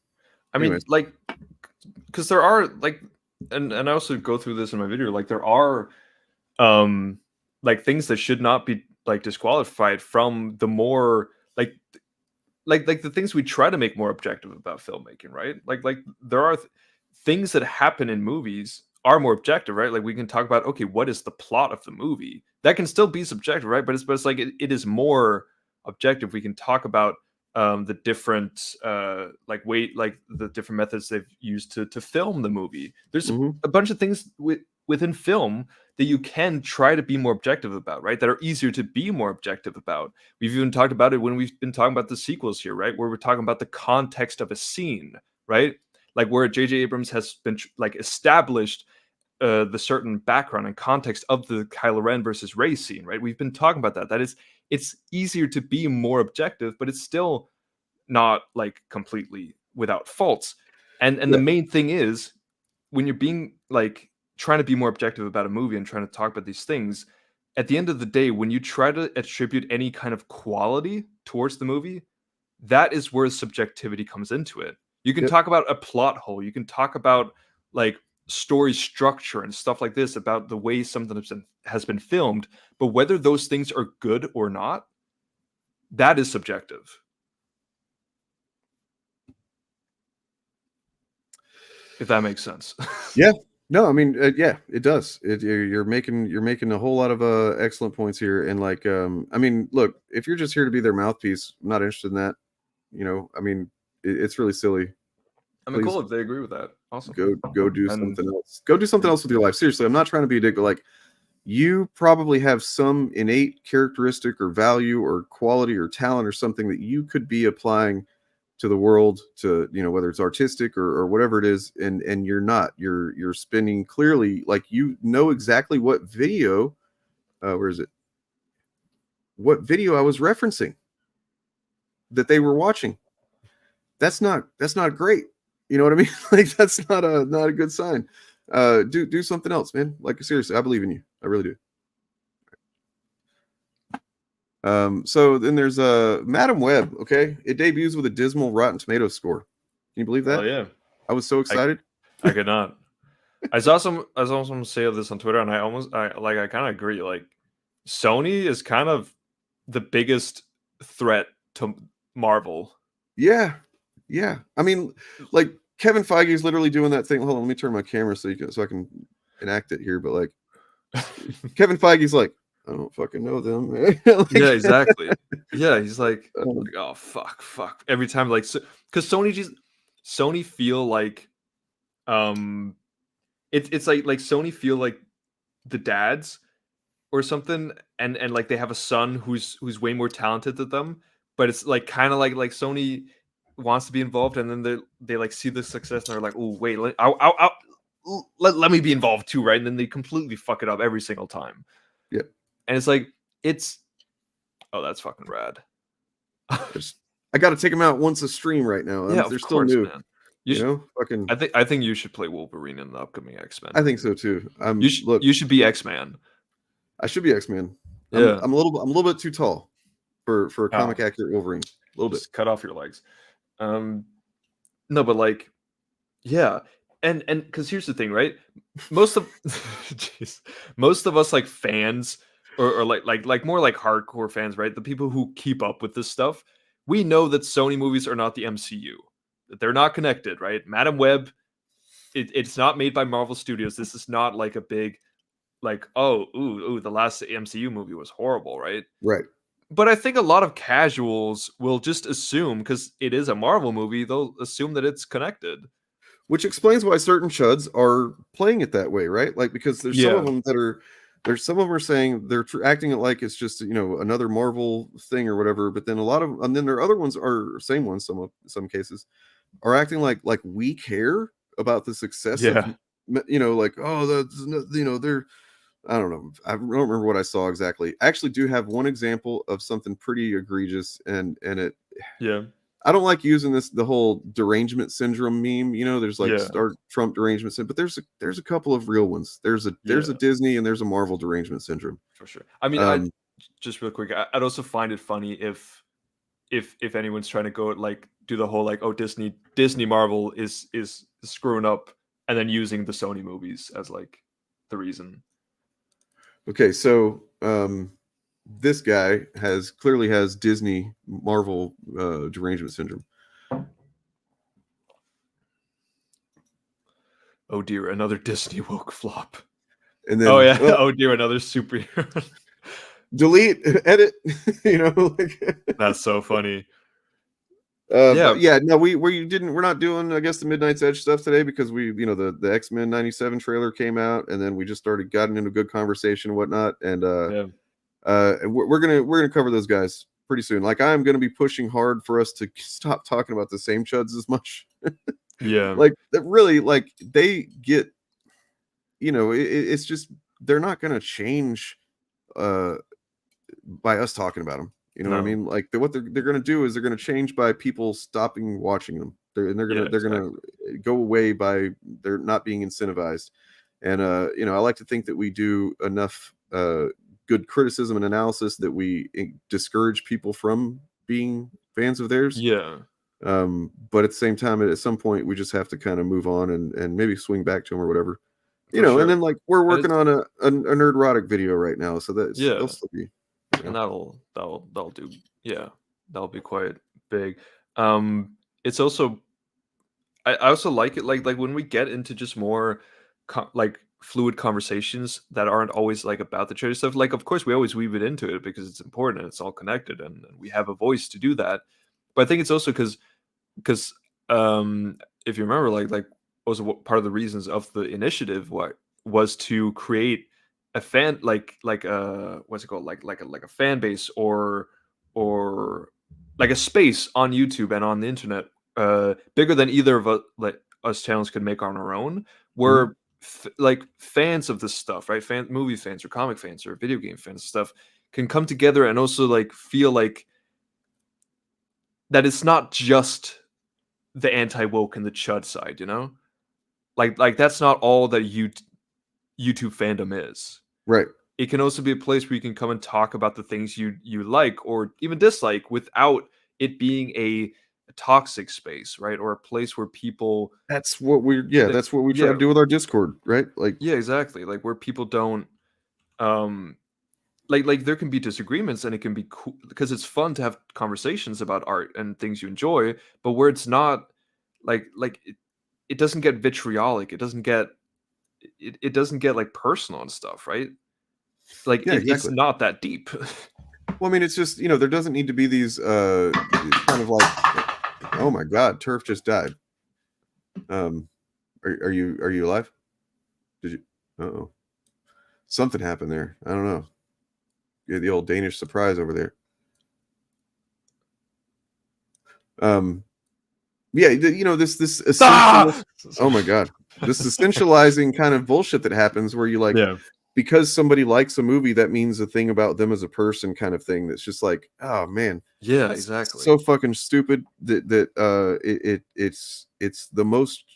It's the shittiest thing that could happen. It's literally the opposite of fandom. The word fandom is about community, and if you're viewing media or comics, movies, whatever, through this lens of like, if someone likes this thing, they're a shill, Mhm. or a plant, or they're a fucking woke whatever weirdo, or if someone doesn't like it, then they're a chud or whatever, like, and it's important. Yeah. Like, that's one thing that I have to keep in mind doing the content that I do, because yeah, a lot of the people that I see not liking certain things, they just are there because there's a lot of bigoted reasons and stuff like that, and I have to constantly remind myself that not all of them are that reason.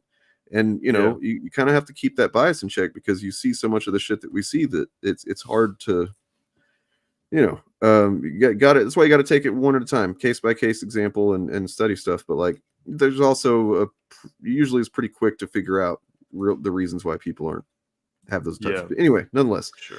But this is the kind of thing that like, we want to do that. We do this type of content not because we want to do it forever and we want to make a career off of this content. We do this and show you something like what I'm about to show you, so that you can then go out and contribute these ideas and propagate them and whatnot, right? Like, Mm. it's one of those things that's just obvious when you really lay it out. That there's Yeah. a reason why these people are upset about certain things, or and that there's a hypocrisy to pretty much every example. Yeah. It's they're not. It's not valid. It's not good. Anyway, Yeah, and I feel like you always, or at least I always, in this conversation where it's like, well, like whitewashing has been happening for so long, but then I get the argument that's like, oh well, is it then good to just do the opposite? And it's like, well, well, no, but it's also not the same, you know? Like there's a difference between um making characters of a certain background who really have not been represented much in media just in general throughout the history of Hollywood, and just making them white. There's a difference between that and then the more recent effort to show, like just have more people who look different in media, Yeah. and it's like, even if people are like not always a fan of the opposite, right? Or like casting a black person as a character that was formerly white. I just think it's important to realize that there is still a difference, right? Like they're not like equal, those two scenarios.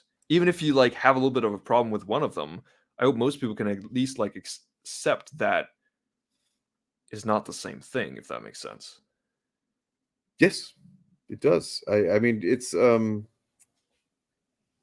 did get distracted by this comment here. So, Luca, so you think that there's absolutely no practical reason why building under the ocean would have a roof? How about you don't want fucking sharks and random fish and shit just swimming into your home? Like, if just because you live under the ocean doesn't mean you want to have that shit swimming around your house.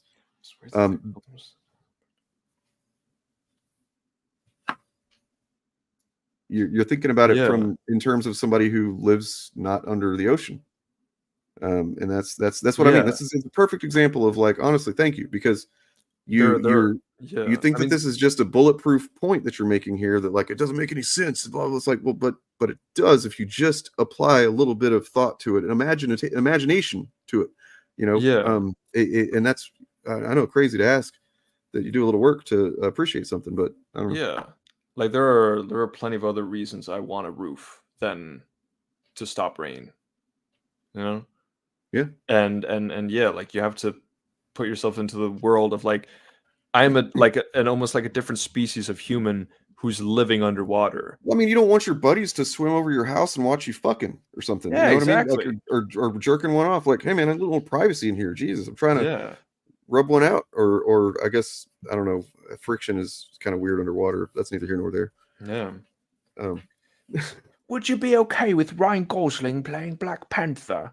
I did a video on that. I fucking destroyed that shit. Destroyed it. All right. Mm-hmm. There are. It's also like, I mean, like because here's my theory, right? There's also the reason I think that it's also a big problem when like characters of certain backgrounds are cast as white is also because there's not much representation of people with different skin colors or different ethnicities or different religions or cultures and backgrounds and stuff.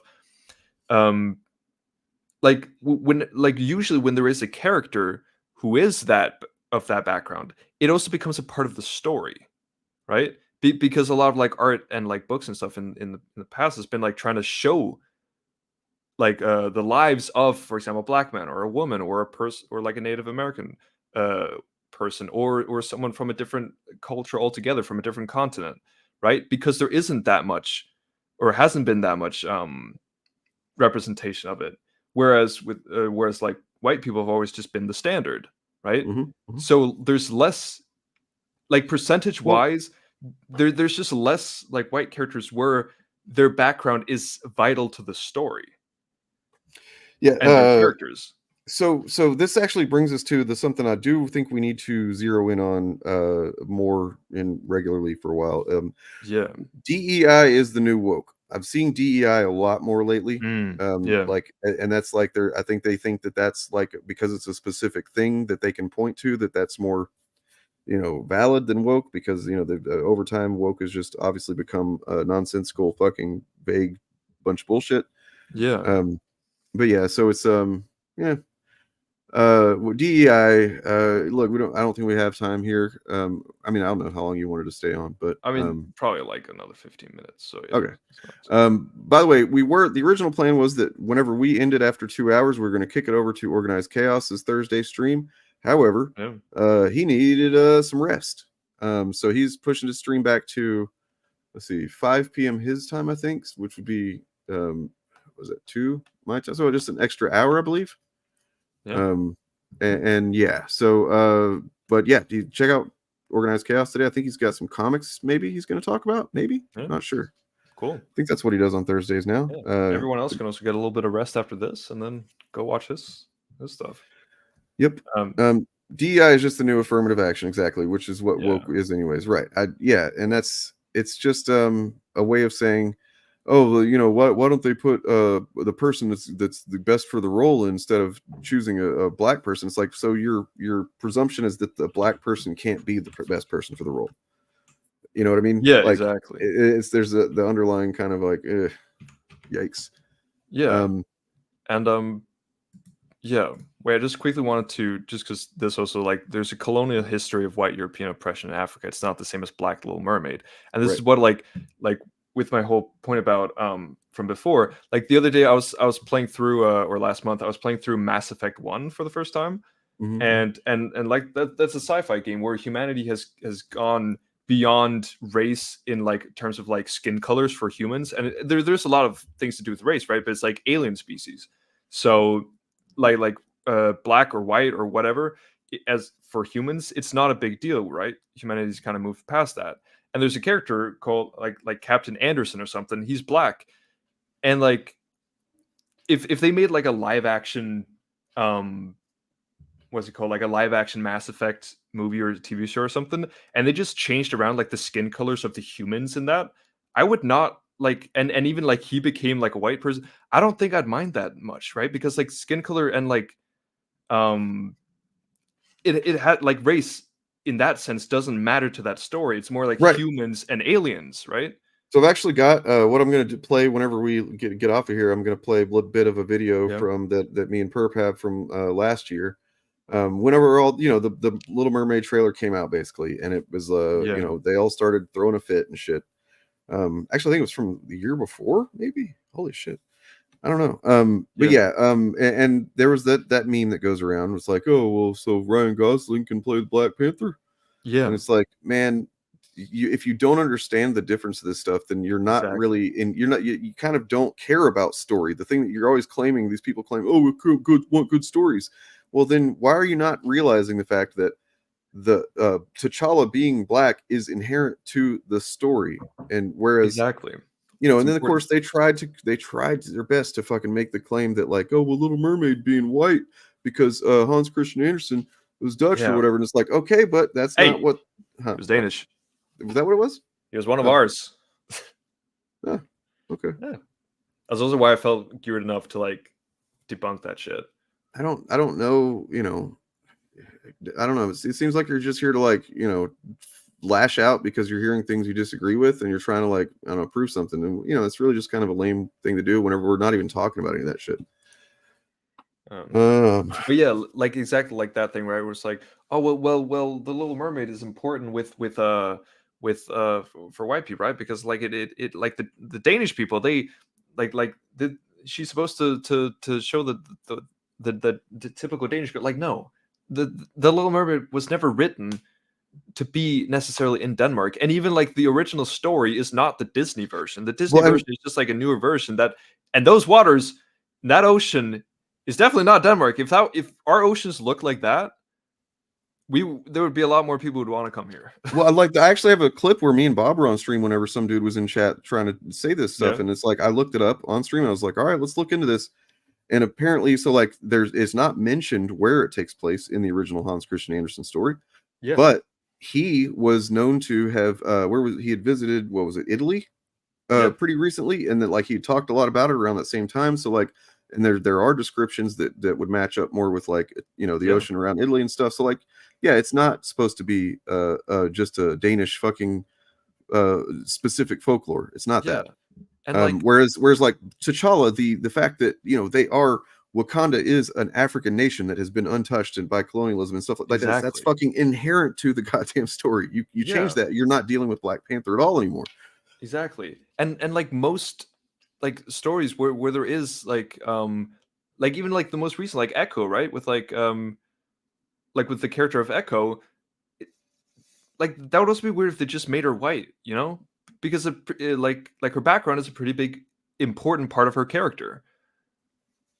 But it's like there are other stories, like for example what Bob of the Old Ways is saying here, same with Lord of the Rings, where it's like no worries, where it's it is there's like racial struggles within the world, but it is between like fantasy races with men and elves and hobbits and dwarves and all that.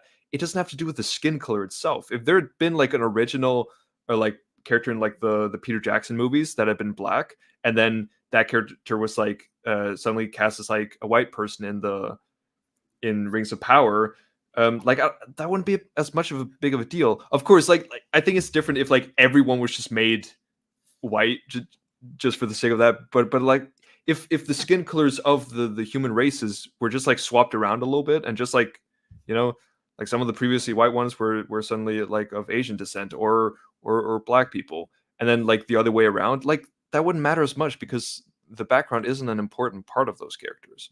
Yep. And it's just Yep. It's you know, I don't know, like the people, if you have some take that you've learned from hearing it from some YouTuber or some YouTube community, and you think it's just such a fucking like, oh, this take it blows all that out of the water, all their wokeness or whatever, I challenge you to I don't know, to criticize your own take. I challenge you to spend some time, not on the internet, not trying to prove a point to anybody, but on your own time, really think about this take that you hold, that you think is just like bulletproof and stuff, and like actually really apply some, you know, critical thought to it, and you might be surprised that it doesn't hold up as well as you assume it does. Can always if you think it's something that like you want to bring to our attention, always come in here and tell us the argument. And well, and this actually, so we can help I you with it. don't know if you saw I proposed this in the server the other day, but like I was thinking about, what if we do like a call-in segment? That could be cool. Yeah, Bob was interested, and I think that like it could be cool too, just because I know that a lot of people might want to talk, but they don't want to get on a live stream, or they don't know how to get on a live stream and stuff like that. But I mean, if I have like a Google Voice number and stuff, I could kind of get that set up. We would have to get a screener for sure, because there'd definitely be chuds trying to fuck with us and whatnot. But for sure, and there'd probably be some stupid moments of them succeeding and getting on for a moment or whatever. But like, it generally be a no nonsense thing. If you start acting like you're not engaging with the conversation, we'll just fucking kick you. But like, yeah, if it's just people that actually want to have a conversation, they actually have questions and want to analyze their own take, not just challenge ours because it's different than theirs, you know? Because that's easy, man. Like I've changed my fucking takes on a lot of things over the years because I spend time thinking about it and going, wait a second, that's not really the strongest version of that take that I could have because I didn't consider this or whatever. It's if you're not approaching from a ideological perspective, if you're not approaching from like you've got the conclusion and now you just have to reverse engineer it to make it fit, then exactly the way we all write essays in school, right? No, I don't think that's what I'm talking about, man. Sorry. It'd be more just like to kind of have conversations of like not debates, but like conversations that about these subjects that we talk past each other a lot. People have this debate mentality in mind and shit. So now just something I'd want to try to not have with this. Yeah. I thought you said, colon segment where we talk about our colons. Yes. I think that's that'd be quite cool. I know that, but tell that to some girlfriends I had one time when I was Jesus. Oh dear. Yes. All right, well, I think that's probably it for now. Check this out. I mean, look, I'm not gonna fucking bury the lead any further. The Fandom Menace chuds are working with InfoWars. Now this is journalism. Yeehaw! Nice. That's your very own journalism. Jesus. Yeah, exactly.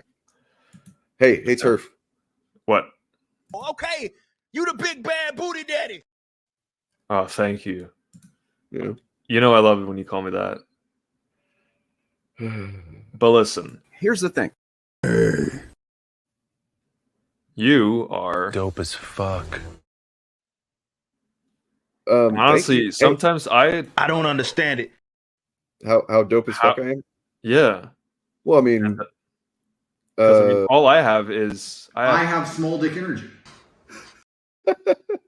No, that's not true, man. You're telling a lie right now. Honestly, it.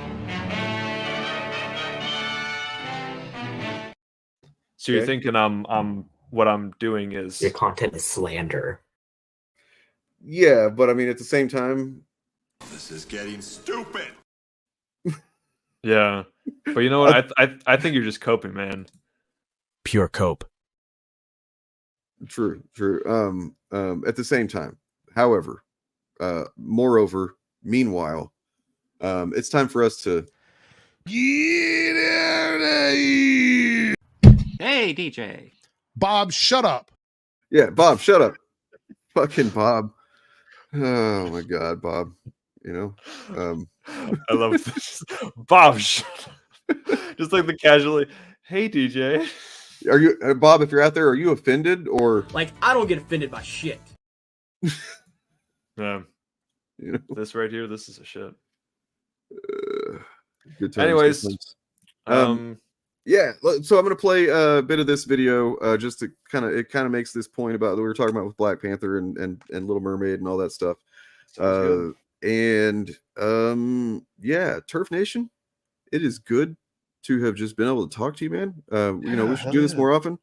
I love I like our usual streams where there's a lot going on. But I also just like when our conversations just take over and we just get into. And I mean, honestly, like 2 streams in a row, I'm glad that this one was kind of so different than yesterday, because yesterday we did the typical like going through the news items, and we did a bit of that today, but like there's more just conversation pieces.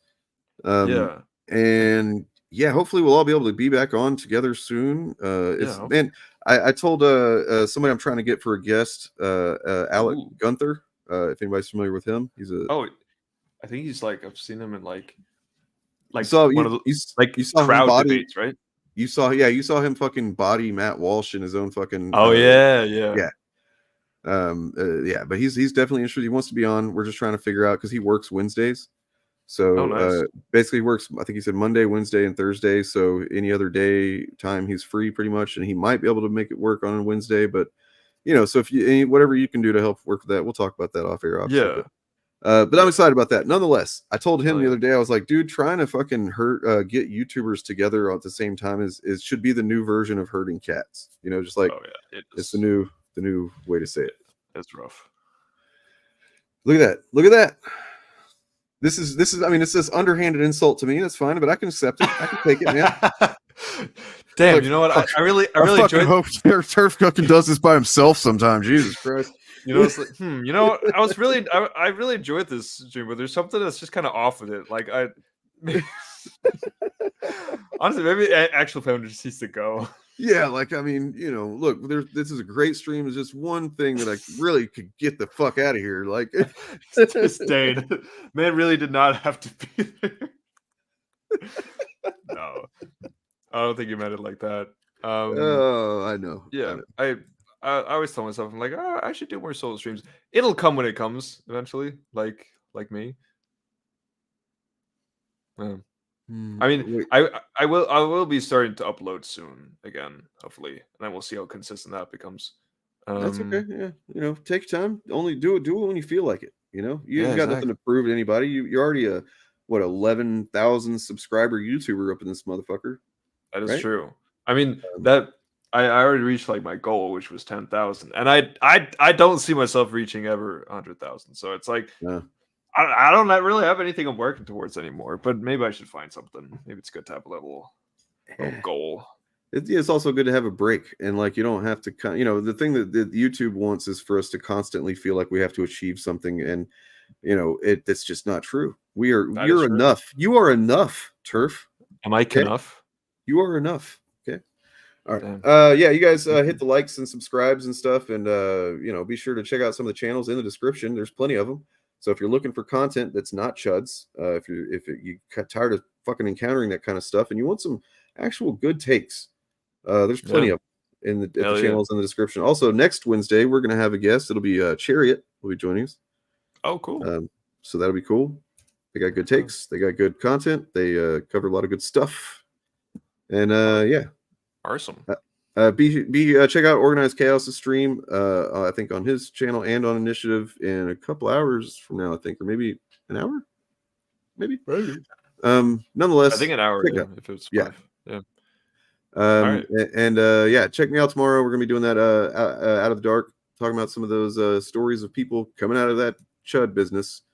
Hell yeah. And yeah, well, true. There's also that option, right? Yes, I must. This is my goal. All right. Peace out, y'all. Yeah. See you guys. Bye. We have to ask the question, is Black Little Mermaid equivalent to White Black Panther? Well, let's look at just the titles alone and see, Yeah, I thought that was a joke. That's a joke. Ha ha ha. What a joke. I thought that like you were saying a joke. I don't think like guys. I hope some like chuds in the chat just thinking, oh, okay, just because the name Black Panther, I hope they think that's our whole argument. Yeah. Because here's the thing. Say that again. About what? Here's the thing. Here's the thing. It's clobbering time. All right. Go ahead. Nice. Okay, so here's the thing. I have to do it again, man. Here's the thing. It's clobbering time.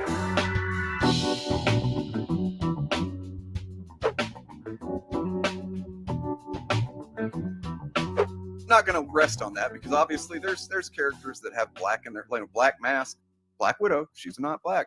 Black Mask and Black Widow. That word implies like a tone of character or action or something like that. Yeah. With Black Panther, it directly describes obviously the Panther, but there's the double entendre of it. There's the double meaning. Where's the thing, Dane? You can't say it again. It's like the Pee Wee Herman. Today's secret word. It's clobbering time. Here's the quartering. Okay. Oh my god. I am sorry to have cursed your freaking eyeballs and your monitors with this image. I didn't realize that this was. God damn it, dude. That looks like, is that Vin Diesel's body? Family, family, family, family, family, family. Anyway, so this is clearly disgusting and clearly done to get a rise out of people because that's what Jeremy Hambley knows. It's so lazy with him in particular is because it's like a job to him now. It's like punching in and out every day. It's like, got to go to work, say something really offensive, make that money, and then sell my coffee that's apparently made by actually a woman-owned coffee bean business. Yeah. And say it's not political. But anyway, he's admitted to people. That's why he stopped. Remember, he used to debate. That dude used to actually go around and debate, and he stopped doing that because like one streamer got him to admit that, yeah, I don't really care about this. Yeah, I just know my audience cares. So, like pretty much admitting that he's and you could sort of see it. There's when he's in that Friday Night Tights thing with all the other grifters or whatever, and Alex. His heart's not in it. Yeah, and Alex Jones is saying, and they're all like, "Hey, Alex Jones, you're right now." He's cringing. Like you could see him cringing. Yeah. If you don't do what we want medically with an experimental shot that's already killed a bunch of people, we are going to kill you. Well, let me explain my philosophy and how I think, because I'm a big history buffer. I've forgotten more history than most history professors know. The drinking and things make you forget things. quartering nose. Think of the globalists as psychotic aliens. They're basically like aliens. They're not really very human-like. Serial killers are their own, thing. So that's what I'm saying is it's like getting an alien transmission with their invasion plan 20 years before. And are you going to do something, or an asteroid's 20 years out? It's going to kill all life on Earth, or kill most of it for a decade. There's already millions dead from these injections. You're being depopulated. Act like you want to live or they will kill you. They plan to collapse society. I would retire right now and go away if we would just stop the forced injections and the New World Order and all the pedophile drag queen story. It's kind of interesting because he does seem smarter than a lot of them that way, even though his content is way dumber, I feel like.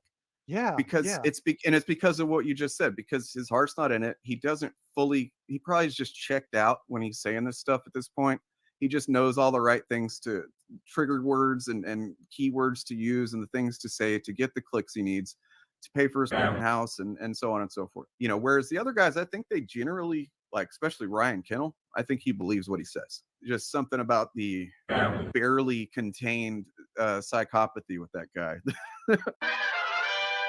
So here's this image. It's one of a couple that go around a lot. You guys have probably seen the other one. Bro, this is why I started cracking up, because I've been in comic sections. I actually talked to a chatter about the organized chaos. Is comment section is always filled with critical trigger. You know how many comments have brought in the Ryan Gosling, and now I know the source. And I even asked him, like, where are you getting this talking point? Because like several individuals in like different comic sections have been bringing up Ryan Gosling as the Black Panther, and now I know why. It really shouldn't have to be discussed in a big deal. Like, they made her black in this one. Cool. That should be really the extent of the conversation in a just world. But yeah, so she's played by African-American actress. That seems to obviously have just triggered this round of discourse again that comes around, several times a year at least. Yeah, I feel like this is at another level. I feel like this is level red though, for some reason. I was expecting this for Rings of Power, but I feel like The Little Mermaid has overshadowed, and I think it's even gone a little bit into the mainstream right-wing communities as well, not just like these YouTube. Of course it does. Yeah. Anytime something that has potential crossover appeal outside of, like you said, out of the normal fandom discourse, the right will seize on it. Breitbart gave him the game plan, because Breitbart deliberately targeted gamers. This whole Gamergate crap, if you could actually research, go to the Wayback Machine to Breitbart articles, like years before, they were making a considered effort, and said they were making a considered effort to reach out to gamers. So here's the Ryan Gosling, and quartering, bruh, keep molding. My Black Panther is representative of the world we live in for a global audience. I'm constantly saying these chuds do not know how to analyze media. So they think one character is the same as the other. One character means the same thing as the other, but they clearly don't. There is integral parts to the character, right? That you have to ignore in order to make Black Panther white, right? Now, what makes Black Panther Black Panther? Let's talk about Wakanda. Wakanda is an African country, right? Now, there's white people in, so they'll say, oh, there's white people. What about South Africans? Or, oh, there's white people in Africa. Okay, Dane, what's the hook of Wakanda? It wasn't touched the idea of a superhero story at its core is a power fantasy. The whole point of most superheroes, Captain America, the original Thor, Donald Blake situation, Daredevil, is all like they have something that they want to overcome as people, whether it's a disability or just Peter Parker was super nerdy and shit and all that. And whenever they become a superhero, they become the best version of themselves, kind of thing, right? With Black Panther, the thing is, it's all based around Wakanda, which is why having a movie called Wakanda Forever makes perfect sense, honestly, because it's not just Black Panther and his power fantasy. The power fantasy is, what if there was a country in Africa that was not colonized by fucking white people? Basically, the course of African history was completely altered by white people. And that includes, obviously, the slave trade. So basically, Wakanda is like, what if there was one country that had a special resource and had special, basically because of that resource, they were allowed to stay hidden and protect themselves from colonialism, imperialism. And then what would that look like, all these centuries later? And that's Wakanda. That is the power fantasy of an entire nation of African people, right? Like that's what it's about. And so the idea of T'Challa being white conflicts with the whole concept, because and this is the difference that people like Jeremy, I don't know if he really understands or not, maybe he does, but don't let anybody equate these two things. Because while let's say you want to change, I don't know, Spider-Man, for example, right? Say you want the new Peter Parker in the next version of the MCU or whatever, he's a black guy this time, right? It really doesn't change anything. Like, as far as like Spider-Man isn't dependent on being a white guy to be Spider-Man. That's just not something inherent to his character. It's not something innate to him. Peter Parker was not like at a, I don't know, KKK rally when he got bit by a spider or whatever. You know what I mean? Whatever. He wasn't at like a. Don't give him ideas. Don't give the Lotus director new ideas. All right. He wasn't at a, I don't know, a Keith Urban concert or whatever. I don't know what fucking, most white people do. Like, what's a place where only white people would be there? But that's not where Peter Parker was. He was actually in New York City, in Queens. So, there's black people there. Of course, it would piss people off. It would be kind of jarring to me, to be honest. I mean, I would still be like, okay, well, let's see what they do with it. But as someone who's read Spider-Man all my life, and has been able to see myself represented in him, more or less, it would be kind of like, oh shit, really? Okay. But I would get over it. I really would. If the movie was bad, it would be bad for a lot of reasons that have nothing to do with him being a black guy. T'Challa cannot be white because of that very reason. His skin color is integral to the character. That is Black Panther. That is Wakanda. You need a Wakanda. You need a Wakanda that is hidden for the rest of the world, that wasn't touched by, like, that's what makes it special. I had to mute myself because of this next comment I'm going to show. But Dietrich, I was laughing. Kevin Kline was a regular skinhead until one day at a Nickelback concert, he was bitten by a radioactive Nazi and became the Chinless Wonder.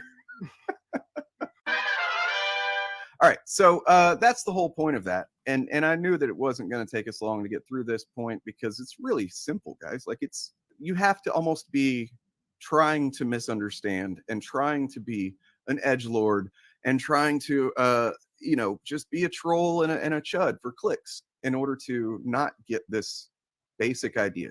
Even if they did make Clark Kent a black guy. Yeah. Like, nothing changes. Literally nothing. This video is brought to you by Rippadoose. How can I be a white nationalist if I wear Rippadoose? Checkmate, Grimmer. Hey man, something's got to pay the bills around here. You guys consider supporting me on Patreon so that I don't have to do this type of gig anymore? Rippadoose Griftwear, the only clothing line that's DMCA protected. Dress like a goddamn brick. Rippadoose.